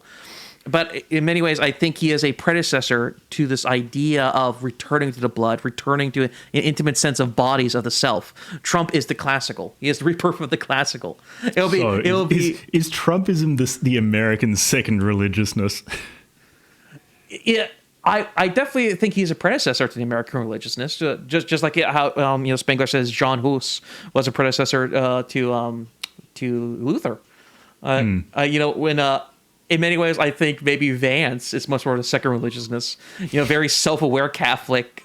I mean, the American Franco, we will get our own Franco in that he'll both be a very strong Caesarist in executive authority, and he'll be Catholic. But Catholic in a very American way. You hope for a Salazar rather than a Franco. Well, true, and sadly, I do not. I am firmly in nothing ever happens. I don't think anything spicy would actually ever happen in America. But what I meant by that is merely that you have a strong king or a strong, very Napoleonic figure in a leadership, or a Cromwell in leadership. But it'll be, even if he is Catholic, which most likely if we get a right wing like president, capital T king, he will be a Catholic, but Catholic in a very American way, in a very. It's impossible to see Catholicism. I think Spengler would say all modern day Catholicism has nothing to do with the actual capital C Catholicism. I mean, but to be fair, Spengler does say Catholicism is fundamentally a church of pseudomorphosis. It's purely that adaptation. So to be fair, he would say Catholicism in general was always a LARP. Yeah, I mean, yes and no. It's so he acknowledges it as a fundamentally Faustian phenomenon, but it's pseudomorphosed in that it was the result of German tribesmen coming into contact with Magian ideas and then just using those to express what they believed anyway. Yeah. It was filtered through the cities again with the whole, insertion of the logos idea, and then filtered through yet again to the Germans. So you will have in America, you will have Catholic cowboys, is what I'd say. If that's the future, it could be a lot worse. That doesn't sound so bad to me. We'll have crusading Catholic cowboys. You will dip the baby in the bathwater. 10-gallon hat with a big red Crusader cross on it. No, that's how they baptize the babies. They get you fill up the gallon hat with water and you dip the baby in the hat, and you have them wear it afterwards. Yeah, they'll retake the West. Let's invade California. Well, it's it's also very funny. I mean, the man who's purposely, very truly wanting to invade California is Stephen Miller, who, yet again, much like how the Jews were influenced by the Persians. And remember, Trump does have a very Persian aesthetic, right? So the Jews in unison with because he mentions the Jews that previously were very against centralized authority. The Western Jews were against the centralization of the rabbis in Jerusalem, in Babylon, and he ties that into Dostoevsky's hatred of Petersburg, of Antioch, of debased Rome. So Stephen Miller, being that of a rebellious Jew against the modern Reform Judaism of globalism, he is teaming up with a Persian, almost Manichaean Christian that is Trump as a Manichaean Caesar against the global woke mind virus of Puritanism. We're getting a neo Manichaean Judaic alliance against the globalist Puritanism in California. And this is where I really come to love Spengler, because you can. I don't. His ideas have enough rigidity that you can really use them to impose a structure on something and impose a narrative. But there's enough given them too that you can take them off into more or less any direction you want, and invariably come up with something really, really fun. He lets you insert your own action figures. It's why you can use them to describe the next 200 years of America and the Halo franchise. They've got reach. I'll give them that. You can apply them to basically anything worthwhile. And both theories are perfectly eligible as long as you're reading it through the Spenglerian lens. Well, yeah. But sadly, I think in continental Europe, I don't think you're getting Catholic cowboys. I think you're getting much more something. You won't be more, getting the cowboys. I don't even think you get knights. I don't see anything creedal in the European nationalisms today. I see something much more base, frantic, animalistic, just mere survival at this point. At this point, it's just a base resurrection of the blood of get something much more. I would say closer to the way he described the ancient Egyptians. I'd say closer to that. It's something much more primitive and base. I'd say a reawakening of the basic body or blood functions. The spirit can come later. So probably. I guess you could say Chinese. I mean, if you're wanting to reawaken continental European racial animosities, importing the majority of the third world does seem to be a fairly effective way to do that. But we'll see what our enlightened overlords choose to do. But they do seem intent on speed running just racial animosity at mass scale. Yeah, I think you get like an 80% Fellaheens is getting devoured and going on as planned. Keep calm and carry on. Shoulder elbows up, as the Canadians say, and similar sentiments in England. And you get 20 or 50% or 20% of Homeric LARPers. There's this one teenager, or I guess he's my age, but there's this guy in his 20s in England who's Catholic. Of course, all radical right-wing people in UK are Catholics, by the way. I can't think of a single Anglican right-winger, which is something very Spenglerian about that. Yeah, it's a bit sad what's happening to Anglicanism. But yes, go on. and of course there's something that's very LARPy, and the 20-year-old I'm thinking of in question was formerly gay, got kicked out by his parents for being very chuddy about England's current immigration crisis, and he purposely cosplays as Oswald Mosley. Imagine imagine Oswald Mosley now, yesify him by 30%, just make him really twinky. And put him in a much more skinny Zoomer body. Getting to Adolf Hitler at this rate. Hitler had some body to him. He wasn't a twig. He had some gut to him. Hitler had some real camp to him. Have you seen the way that man moved? Listen, he could rock a pair of shorts. There's a reason why that picture was forbidden. It was too hot for the Reich. But no, there is a sense of LARPiness to it, but you will see a very infantile, naive, Spengler mentions naivety of multiple religious movements, but somewhat sincere, folkish resurrection of the Homeric hero. And, of course, the forerunner of this being Varg. Varg is authentically Homeric. Maybe that is where Europe will go. It'll just be Vargism. Vargism will be the second religiosity. For the continent, I not even LARPing aside, I genuinely do think something closer to Vargism. Maybe not the pagan elements, but whatever Christianity is espoused will be that of a crusading pagan, a crusading Christianity. God wills it, the fusion of the statehood, and then interest of the state and interest of the gods, which is oddly enough, yet again, is paganism, because he mentions Justinian. Right, Justinian and his Christian sons. And, he says, in every good emperor was called Deus, or God. And Justinian, being the great avatar of God, was himself also a god by his Christian sons. Again, this is before all the Reddit, actually, we need a doctrine. When you're early Magian, you can just do things. Your dad can legalize Christianity, become a Christian, and when he dies, you can say he's a god, because he put God's rule on earth. So not only is he Deus, he is also the forerunning hero of God, Deus. So he's Deus of the Deus. And he mentions that. You could have this, actually, these logically inconsistencies in early Magianism.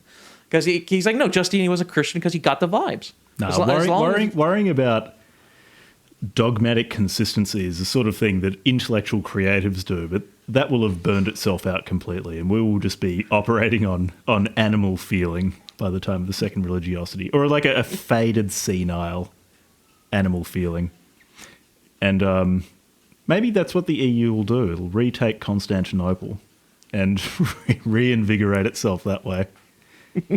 People keep saying Turkey should join the EU, and maybe that's how it'll be done. There'll be a new crusade.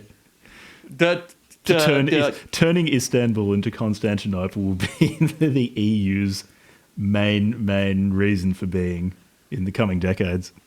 The new Charlemagne. Well, he always called Charlemagne a caliph. He always compares Charlemagne to a caliph. The ultimate Spenglerian thing to do.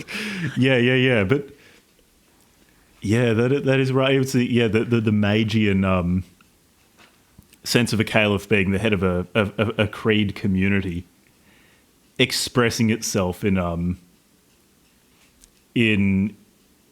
sort of the early Faustian world feeling.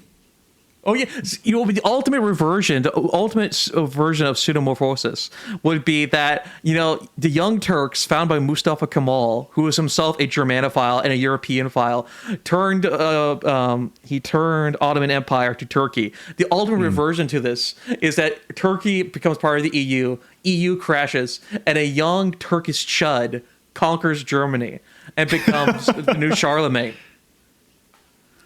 Yeah, or it'll be a like if we're getting a recrudescence of intense Catholicism, it'll be some Polish chud in a Panelark that rediscovers the blood and leads a crusade. Okay, Poland winning a war. I think that's pretty unrealistic. I'm sorry. Yeah, it's been a while. Listen, as a Balkan, all bets are on Turkey. I will proudly stand the new Ottoman Empire in a neo-Charlemagnian form. Well, were they part of the Faustian world soul is the question. Well, I could definitely see it being colonized because he describes the aging cities of the West when the Magian came to the West. When Paul they opened up with, bring us this new kinky fresh religion, bring us Christianity. Now the Istanbul is an aging, dying. All the secularized, all the oldest fortresses of Islam, being Iran and Turkey, are increasingly more and more secularized. It'll be a funny reversal in a very Spenglerian way. Maybe it could be that the children of guest labourers in Germany, those who currently own vape and kebab shops, who've absorbed the land of the Faustian spirit in Germany, will return home to Istanbul, soon to be Constantinople, in a crusade. It's that return. So you're saying if the Germans will conquer the Turk, but only the Turks who came to the land of the Faustians, in the 60s and 70s into Germany, have become of the land. They're partaking of the second religiosity in Germany, and then they will go back and lead the upwelling of the second religiosity is a crusade against their former home. and then go back to the Arabian lands and bring it. And this whole thing again, the idea of this whole thing starting again. Do you think? Well, because people say that Spengler is cyclical, and it's true, but he does believe that cultures and civilizations can end. He says it with the Mesopotamians. So we're kind of playing this idea of infinite loops, but Spengler himself does not necessarily condone the idea of infinite looping. No. Every history returns to a historyless Fellaheen. Fellaheen slop. Yeah. In their little huts. Yeah, there's a sea of infinite slop from which every now and then you get an upwelling of artistry that inevitably degenerates back into slop. Yeah, out of every village there is a Morrowind, and out of every city there is Skyrim. Yeah, where does that leave us with the Oblivion remake? Maybe the Oblivion remake is the second religiosity, I think, of the Elder Scrolls. It's looking back to the glory days. I mean, I would say a little bit after the glory days. I mean, a true hearkening back to the glory days would be an Unreal 5 remake of Daggerfall. Well, no, I would say the Oblivion remake is the Reformation, is wanting to go back to the roots of trying. Yeah. And try to be quote unquote pure as humanly possible, try to be as true as humanly possible. But the idea of, again, being pure in a doctrinal sense, not in a vibe sense. It's Reddit man's idea of being pure in a doctrinal sense, no, rather in the Dostoevskian being pure in the vibe and actually inherent inner feeling sense. Maybe this is where the current generative AI trend is heading. It's preparing us for the second religiosity. It's the upwelling from slop of second religiosity to the procedural generation of Daggerfall. It's preparing the way for the true second religiosity of the Elder Scrolls, which will be an infinite AI slop remake of the really early one, maybe even of Arena. Well, actually, we were talking about technicalization earlier. The first, it was the religious man that got technicalized, the city man. Then it was the hero and the warrior and the blood. And I wanted to mention this earlier. Now, I mean, Spengler at least thought, well, the Fellaheen. The Fellaheen cannot be technicalized. We always have the Fellaheen. Rome is dead, but the Latin is still there in the huts. I mean, because he thinks, well, the Fellaheen will keep on reproducing. They'll keep on worshiping. Well, with the idea of AI-generated, pornography and so forth, I think one thing that Spengler may have been wrong about is that maybe the Fellaheen, even the Fellaheen, may fall to being technicalized as well and follow the technique. No, it's no fap. It'll be part of the second religiosity too. Semen retention and AI slop remake of the Elder Scrolls Arena are two, and Catholicism are extremely important parts. And no fap's already part of Catholicism. It's in the Catechism. Onanism's not cool. So I think everything we said earlier about the second religiosity, Caesarism and Imperium was wrong. We should have been focusing more on no-fap Catholicism and AI slop remakes of the Elder Scrolls. I think there lie the true seeds of what the next few hundred years in the West will look like. Well, and of slop, and again, in many ways, in the Arabian, the ignition, it was all religious slop. You had 101 different Messiah cults, right? And Spengler talks about this with the prophets. I mean, hold on, I have the quote here. Where is it? Religiousness is a trait of the soul, but religion is a talent. Theory demands the gift of vision that few possess to the extent of luminous insight, and many possess not at all. In its worldview, Weltanschauung, in the most primary sense, whether one sees in that world is the hand and the loom of powers, or in a cold or urban spirit, aka Reddit, not fearing or loving, but inquisitive. The theater of law conforms forces. The secret of taboo and totem are beheld in God face and soul face, and calculated in theoretical physics and biology. Technique presupposes the intellectual gift of binding and conjuring. The theorist is the critical seer. The technician is the priest. The discoverer is a prophet. So the prophet is delving into slop, right? But then being totally numb to all the slop, finally discovers something new. Infinite slop. What could be more Faustian than infinite slop? Slop that is generated forever. No end to the slop.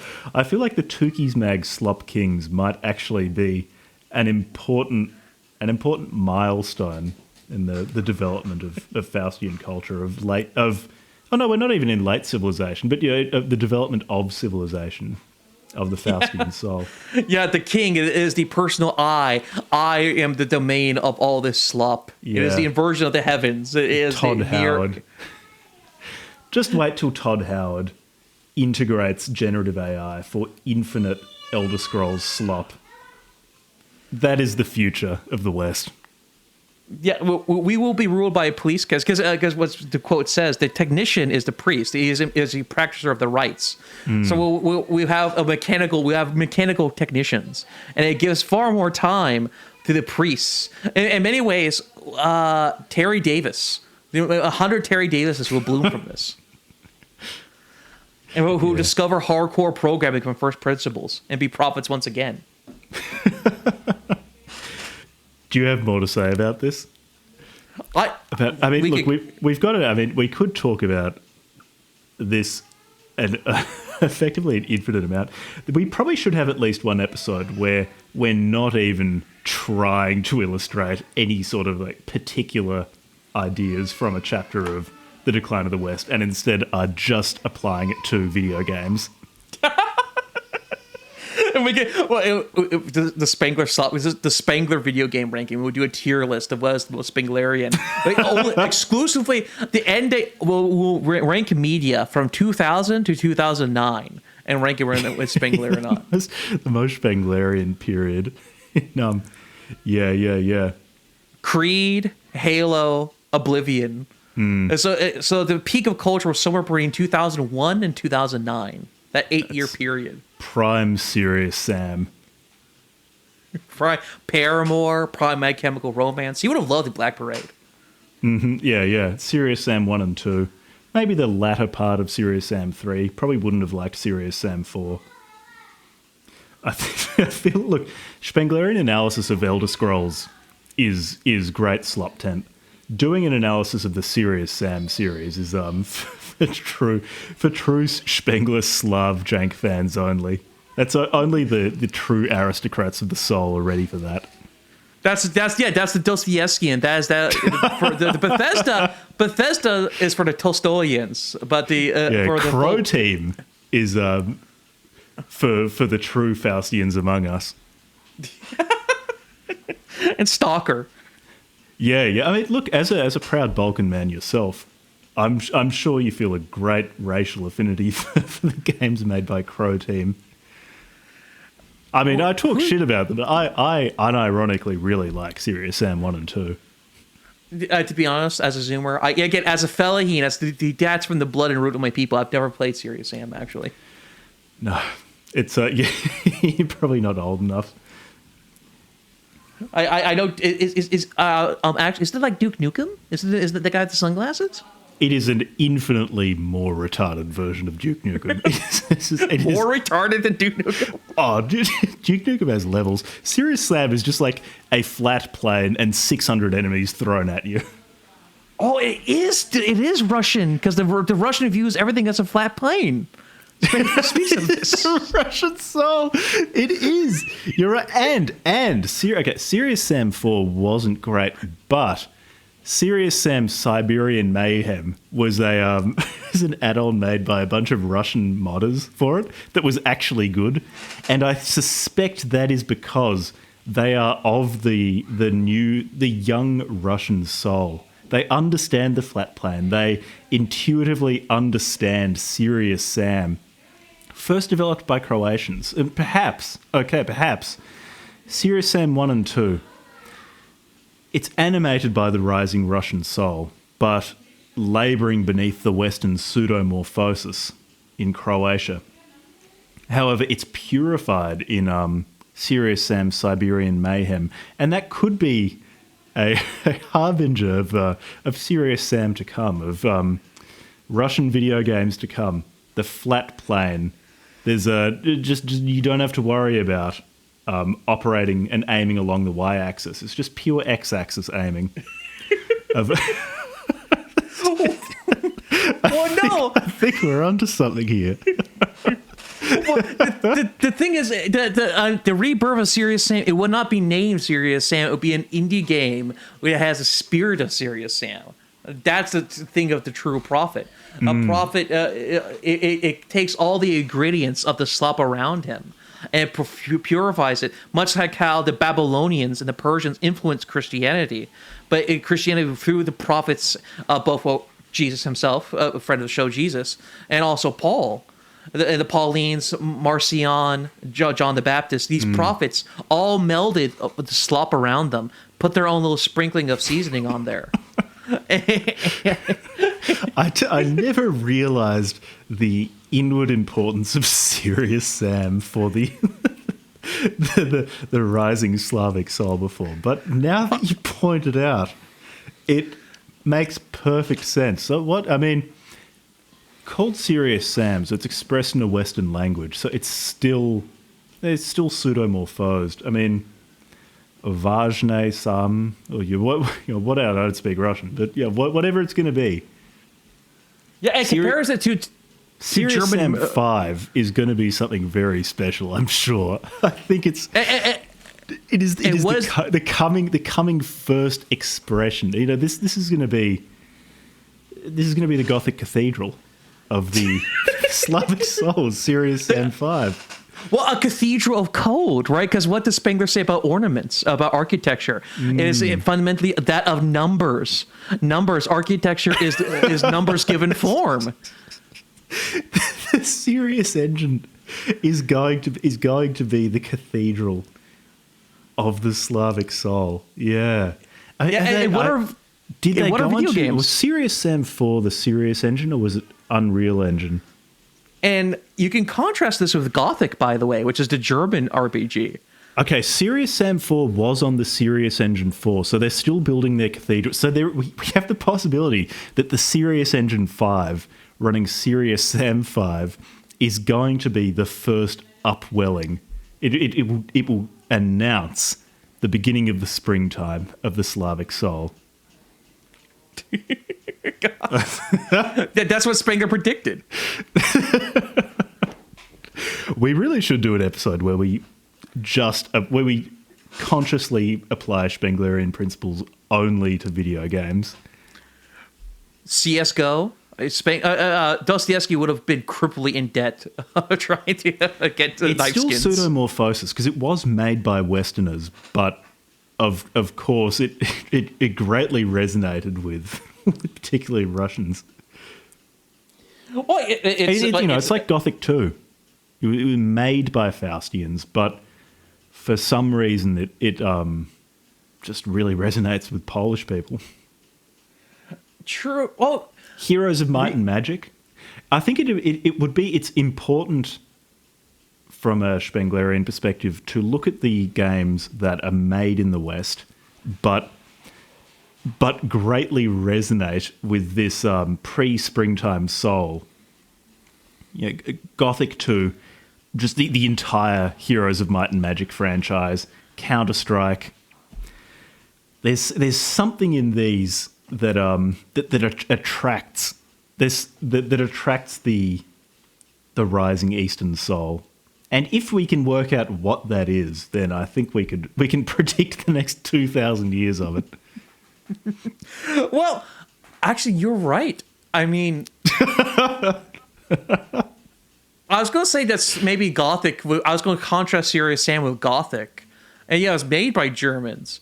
But every single forum I've seen talk about Gothic, it usually has a serious amount of Slavic people in the forum. Yeah.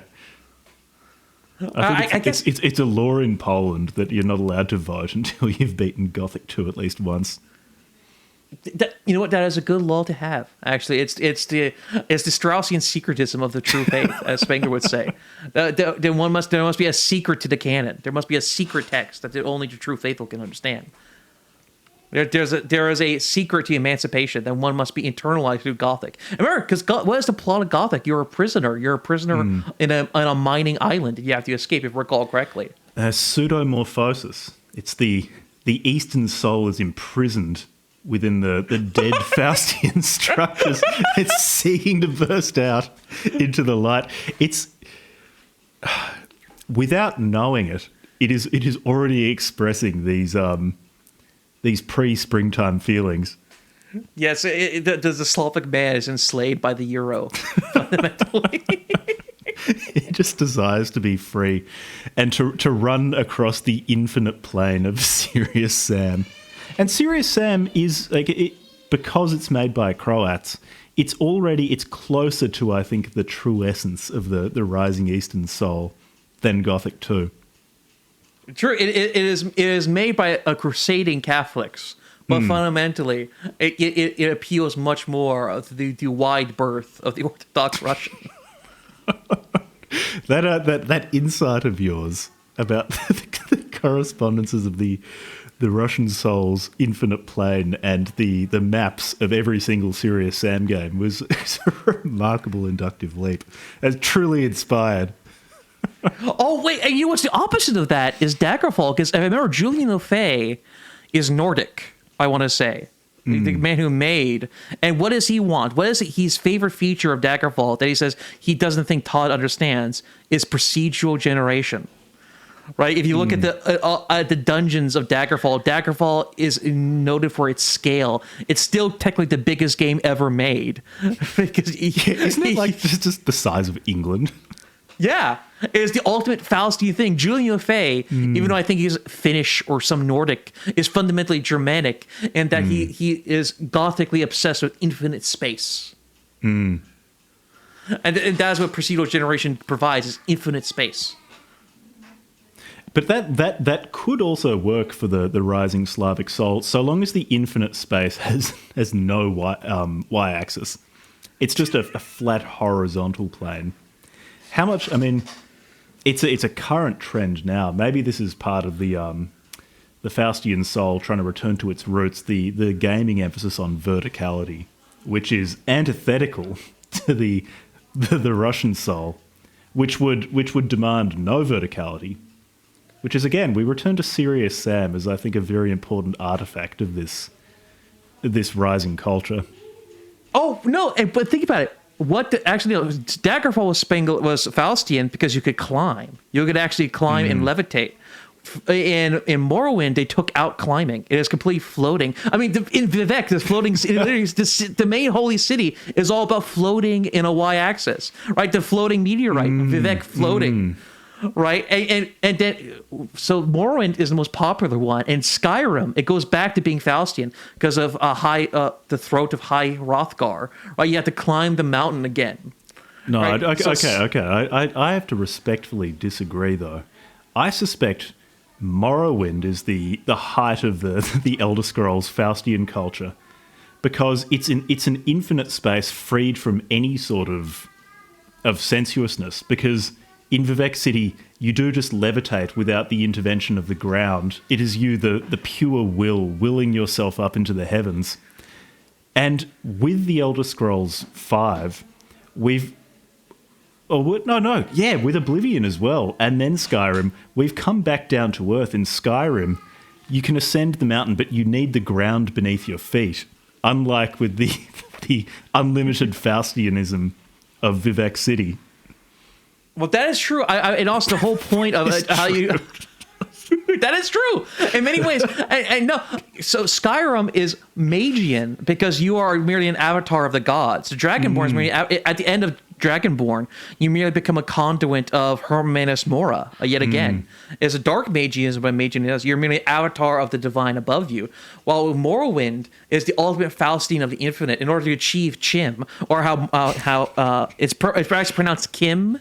That I may not know English words, but I know fictional languages. It's pronounced Kim. In order to pronounce Kim, you have to have the ultimate realizing all of reality is false except for I. I is I. I am that I am, and I believe I exist. That is the ultimate way to achieve Kim and achieve Vivekian enlightenment. So in Morrowind is Faustian, while Skyrim, despite speaking in the language of the Faustian, right? You know, Skyrim, the rim of the world, the infinite of the throat of the world, the Dragonborn. In reality, is the language of the Faustian, but in actual content, it is Magian. Yeah, but not merely that. I think even just Skyrim, a rim implies an edge, an end to it. That's not infinite, is it? It's the cavern wall is the Skyrim that Slop King Todd has placed before us. And also in Germany, you were talking about mods for Serious Sam. Well, the modding community is strongest in Germany for Oblivion because there's 3 German fan games. Enderroll, I think it's called. It's 3 unique total games based on the Oblivion engine. Yeah, I keep meaning to play that one. Yeah, isn't that just the Skyrim mod that got way out of control and turned into a full game? Yes, the infinite craving, the insane, the Oblivion is the most Faustian one. Next to it is Morrowind is Faustianism as translated to a very Arabian viewpoint. It is in many ways pseudomorphosized into an Eastern context, while Oblivion is much more Western in its translation of Faustianism. And what is Elder Scrolls 6 going to be? I mean, Elder Scrolls 6, I don't have high hopes for. What's it going to be? I have a feeling maybe it's going to be a second religiousness. Todd's going to look at the series' roots. He's going to look at the procedural generation of earlier games and say, we need to go all in on that. And it will be sailing the infinite sea of slop. It'll be an attempted reform, but it will be, as Spengler says, all reformations are a sort of end. Wow, is it going to be the Reformation? So he's going to have a look at Starfield. And, Bethesda's taken a few hits and say, we need to turn it around. He's going to be the Martin Luther. I mean, he's still going to be Todd, but it's going to be Todd as Martin Luther. He's going to say, what is the essence of the Elder Scrolls? What's the essence of the Bethesda RPG? We need to return to that. But it's not going to be returning to it with the same joy and almost easy access to the depths as something like Morrowind. It's going to be intellectualized, regimented. It'll be treated with a Puritan grimness. It won't allow for just completely breaking the game with certain stupid builds. It's not going to have the playfulness of Oblivion, where you leap around everywhere to increase your athletic skill. It's not going to have the just like completely broken shit of Morrowind, where if you fuck your character up just right, you can just jump over the entire map. It's going to restrict that because it's going to be intellectual. It's not going to have that playfulness of the blood. It'll be purely Euclidean. It'll be pure Euclidean technique. It denies the classical body of the athletic skill. The athletic skill is far too classical in its composition. It's the worship of the body, and as an Orphic, remember the Orphic and the Gnostic denies the worship of the body and the blood. So the athletic skill is going to be gone. The magic is too ethereal. It is too ethereal, and it's far more instinctual. It's far too vocal-like. It's far too Dostoevskian in its composition. So they're going to take away magic. They won't let you make the nuclear bomb spell at the spell making altar in Oblivion. The ones where if you just dump enough gold into it, you can clear out an entire town with it. And much like how Protestantism is a debauched version of the Faustian Infinite, the infinite space will be between you and your stealth archer build. There'll be only one build, which will be the stealth archer build. The cold, precise, mechanical distance. Perhaps the ultimate victory of technique in the Elder Scrolls 6 will be, it will no longer be on the Gamebryo engine. It will be Unreal 5. It's going to be Unreal 6. It's going to be Unreal 6 engine. That will be the ultimate victory of technique over the blood. Oh, I hate you, actually, because that is actually really true. It might be what happens. They'll say, fuck it, we can't be bothered working with this engine that is just a Frankenstein's monster. It will become pure Reddit man. Pure, complete denial of the... It'll be instead... Yeah, the Bethesda engine is Moscow, and Unreal is Petersburg, a foreign alien land. It's what happened to the Stalker series. They went from the X-Ray engine to Unreal 5. And I am alien. So... I just suffer from such Stockholm syndrome with the Stalker series that I was genuinely sad that it wasn't going to be on the witch magic of the X-Ray engine for Stalker 2.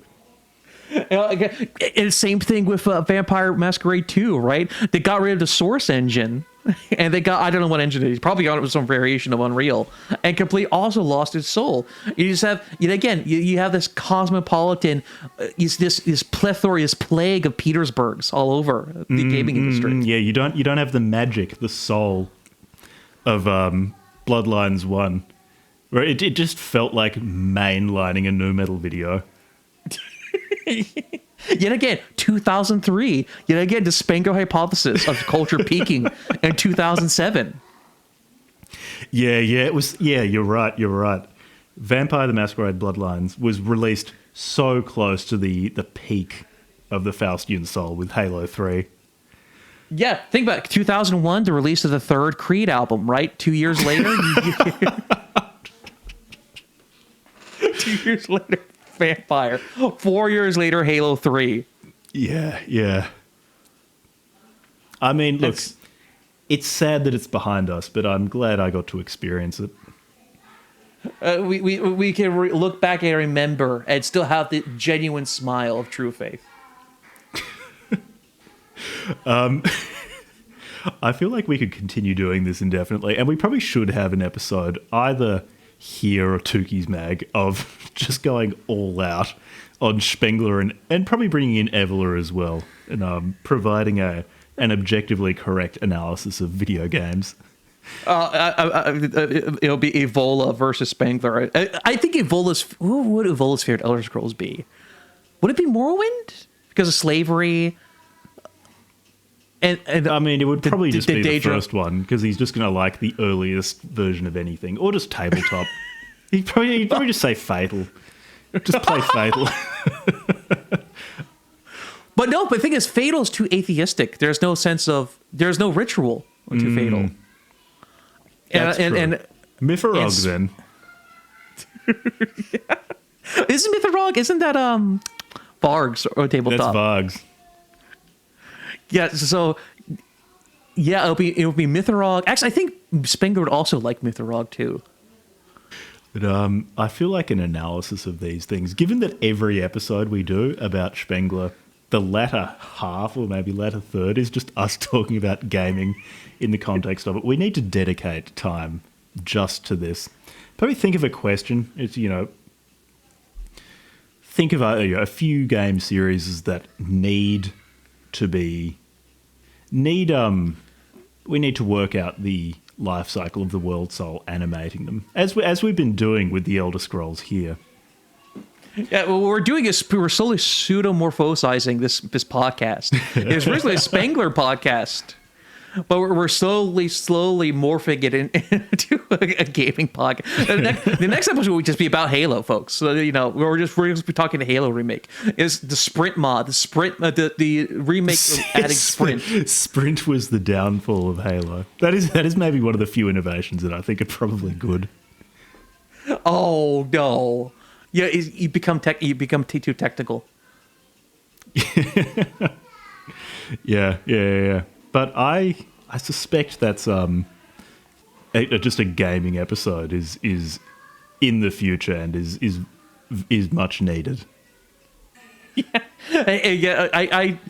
it will be. Dave actually suggested this. I think to both of us, we should do a Slop King Spengler edition. Of tabletop RPGs. You can handle the tabletop. I have so little knowledge of tabletop RPGs, but I've wasted a significant portion of my life playing computer games, so I could definitely contribute there. Well, much like how Justinian ended the discourse by closing of the churches, we could rank every game from 1992 from the release of Skyrim in 2011.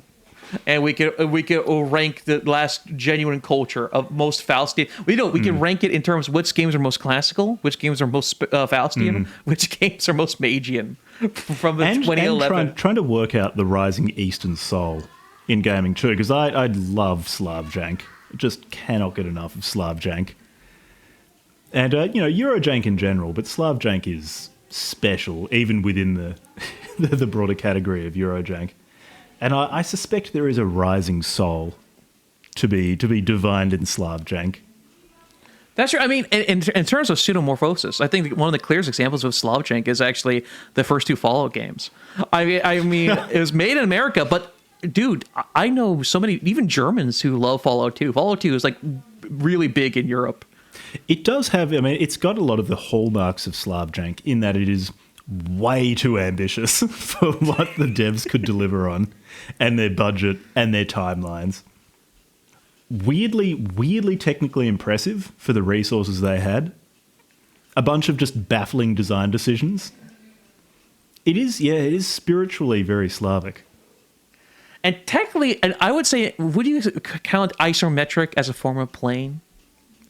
Yeah, yeah, it's not truly three-dimensional. You're right. You're right. So we're still away from the y-axis. It's still plane-based. The y-axis is still not meaningfully present. That's very true. That's a very good point you're making. Yes, and that's why Slavs hate Fallout 3. It introduced y-axis. They can't comprehend it. Yeah, it's having to wrap their minds around this fundamentally foreign Faustian way of thinking. and Todd Howard, Germanic. A debased Germanicism.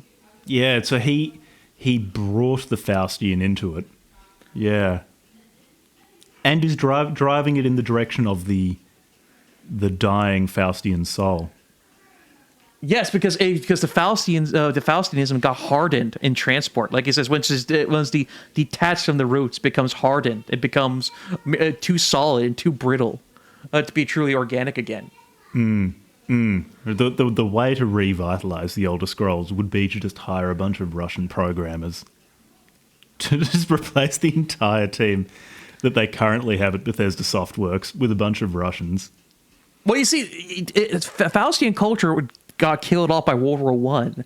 Gaming culture will be killed by the Russian-Ukrainian war because all the modders and PC developers will be killed in the war.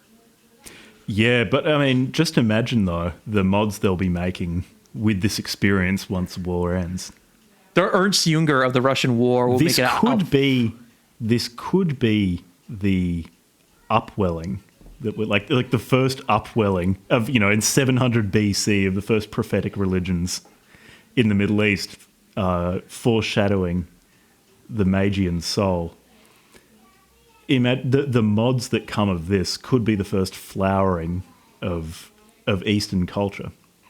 The great mod from the Russian-Ukrainian war will be the Storm of Steel of this generation. Yeah, they're going to come out with the craziest Stalker Anomaly mod pack imaginable. Like the craziest Stalker soup you could possibly comprehend. And it's not going to be a mod for Stalker 2 because that's too fundamentally pseudomorphosed because it's on Unreal Engine 5. It needs to be in the X-Ray engine. It needs to be Stalker Anomaly, which is a standalone mod running an updated, modded X-Ray engine. Yeah, it's going to need to be an X-Ray engine mod pack. Is probably going to be the first true work of culture of this new soul. And much like Ernst Jünger being influenced in American Distant Right, the Storm of Steel Stalker mod pack will then inspire American Chud Fallout New Vegas modders to make a really crappy ripoff of it in the New Vegas and Bethesda engine and the Creation engine. Right. We should end it there because I'm going to go make dinner. But we definitely need to continue this conversation. We need to set out a few questions we want to answer from on the basis of Spenglerian and possibly Evolian scholarship with respect to gaming. Well, we could also throw in Weininger. What would Otto Weininger's favorite harem games be? There are so many batshit continental theorists that we could be using to work out just the inner space of gaming. Yeah, actually, the Spenglerian view, the decline of the game, decline of the ludomorphosis, because ludo's Latin for like gaming. Yeah, ludomorphosis, the transformation of gaming. Right. Yeah. People love their Gamergate analyses. I don't know much about the external events, the moment-to-moment history of it, or I guess the nature of history. But using Spengler, we could probably elucidate the capital H history and situate Gamergate within the broader currents of these souls. Yes, yes, Dave. I as a participant, as a Spenglerian, I can give you the proper historical Spenglerian analysis of Gamergate. I'll tell you what actually happened. Yeah, purely for a Spenglerian lens. But we'll say that for later. We'll say that for later. And to be fair, we did save the gaming stuff for at least the last 30% of this episode. We did stay somewhat on topic. Anything through a Spenglerian lens, everything is on topic in some sense. Yes. I feel like I consistently have the most fun whenever we just stop trying to stay on topic and just talk about gaming from a Spenglerian perspective. But yeah, I agree with David. We probably should do just a full gaming episode with this, whether it's Slop Kings, whether it's an episode here on Book Club from Hell. We should probably do it. Has he read Spengler? No. He's sick of it from listening to hearing it. We could subject him to it. Well, but using Spenglerian methods, he could just reverse engineer all of Spengler's thoughts just from my discourses. Yeah. Anyway, thank you everyone for listening. I mean, I'm not going to say I'm surprised people have made it this far, because anyone who started listening to this episode is probably a true Spengler fan. A true Spengler male. With high edging precisely. tolerance. And a true Spengler male can only be as such if they have an in-depth knowledge of Painkiller Black Edition and all of the modding. And there's so much we could talk about. Like the new ray tracing mod for Painkiller Black Edition. There's so much ludomorphotic potential there. Ludomorphotic. That's the Spenglerian ludomorphotic line. True ludomorphosis is melting your computer by playing a game from 2004. Made by Polish developers, Painkiller. It's the rising eastern salt. There's not much of a y-axis in Painkiller either. Anyway, Poland is the constant. It's the Byzantium Empire of the gaming industry. Is Poland? It really is. The Western Slavic nations are where, like, they're the equivalent of the Greek Church in Magian times. It's pseudomorphosis. It's the Magian exterior animated by the young soul of the East. Yeah. Well, that's what Slav jank is. That's what Slav jank is. I mean, but we'll save that for later. We'll save that for later. It's Slav jank. It's the Gothic cathedrals of the new soul. Oh no, the Gothic cathedrals are yet to come. I'm so excited. If Slav jank is the pseudomorphotic forms, just imagine what the pure forms of Slavic video games will be. So on that optimistic, hopeful note of what we have waiting for us in the future, thank you for listening. Thank you, everyone. See you next time. Good night and good tugging.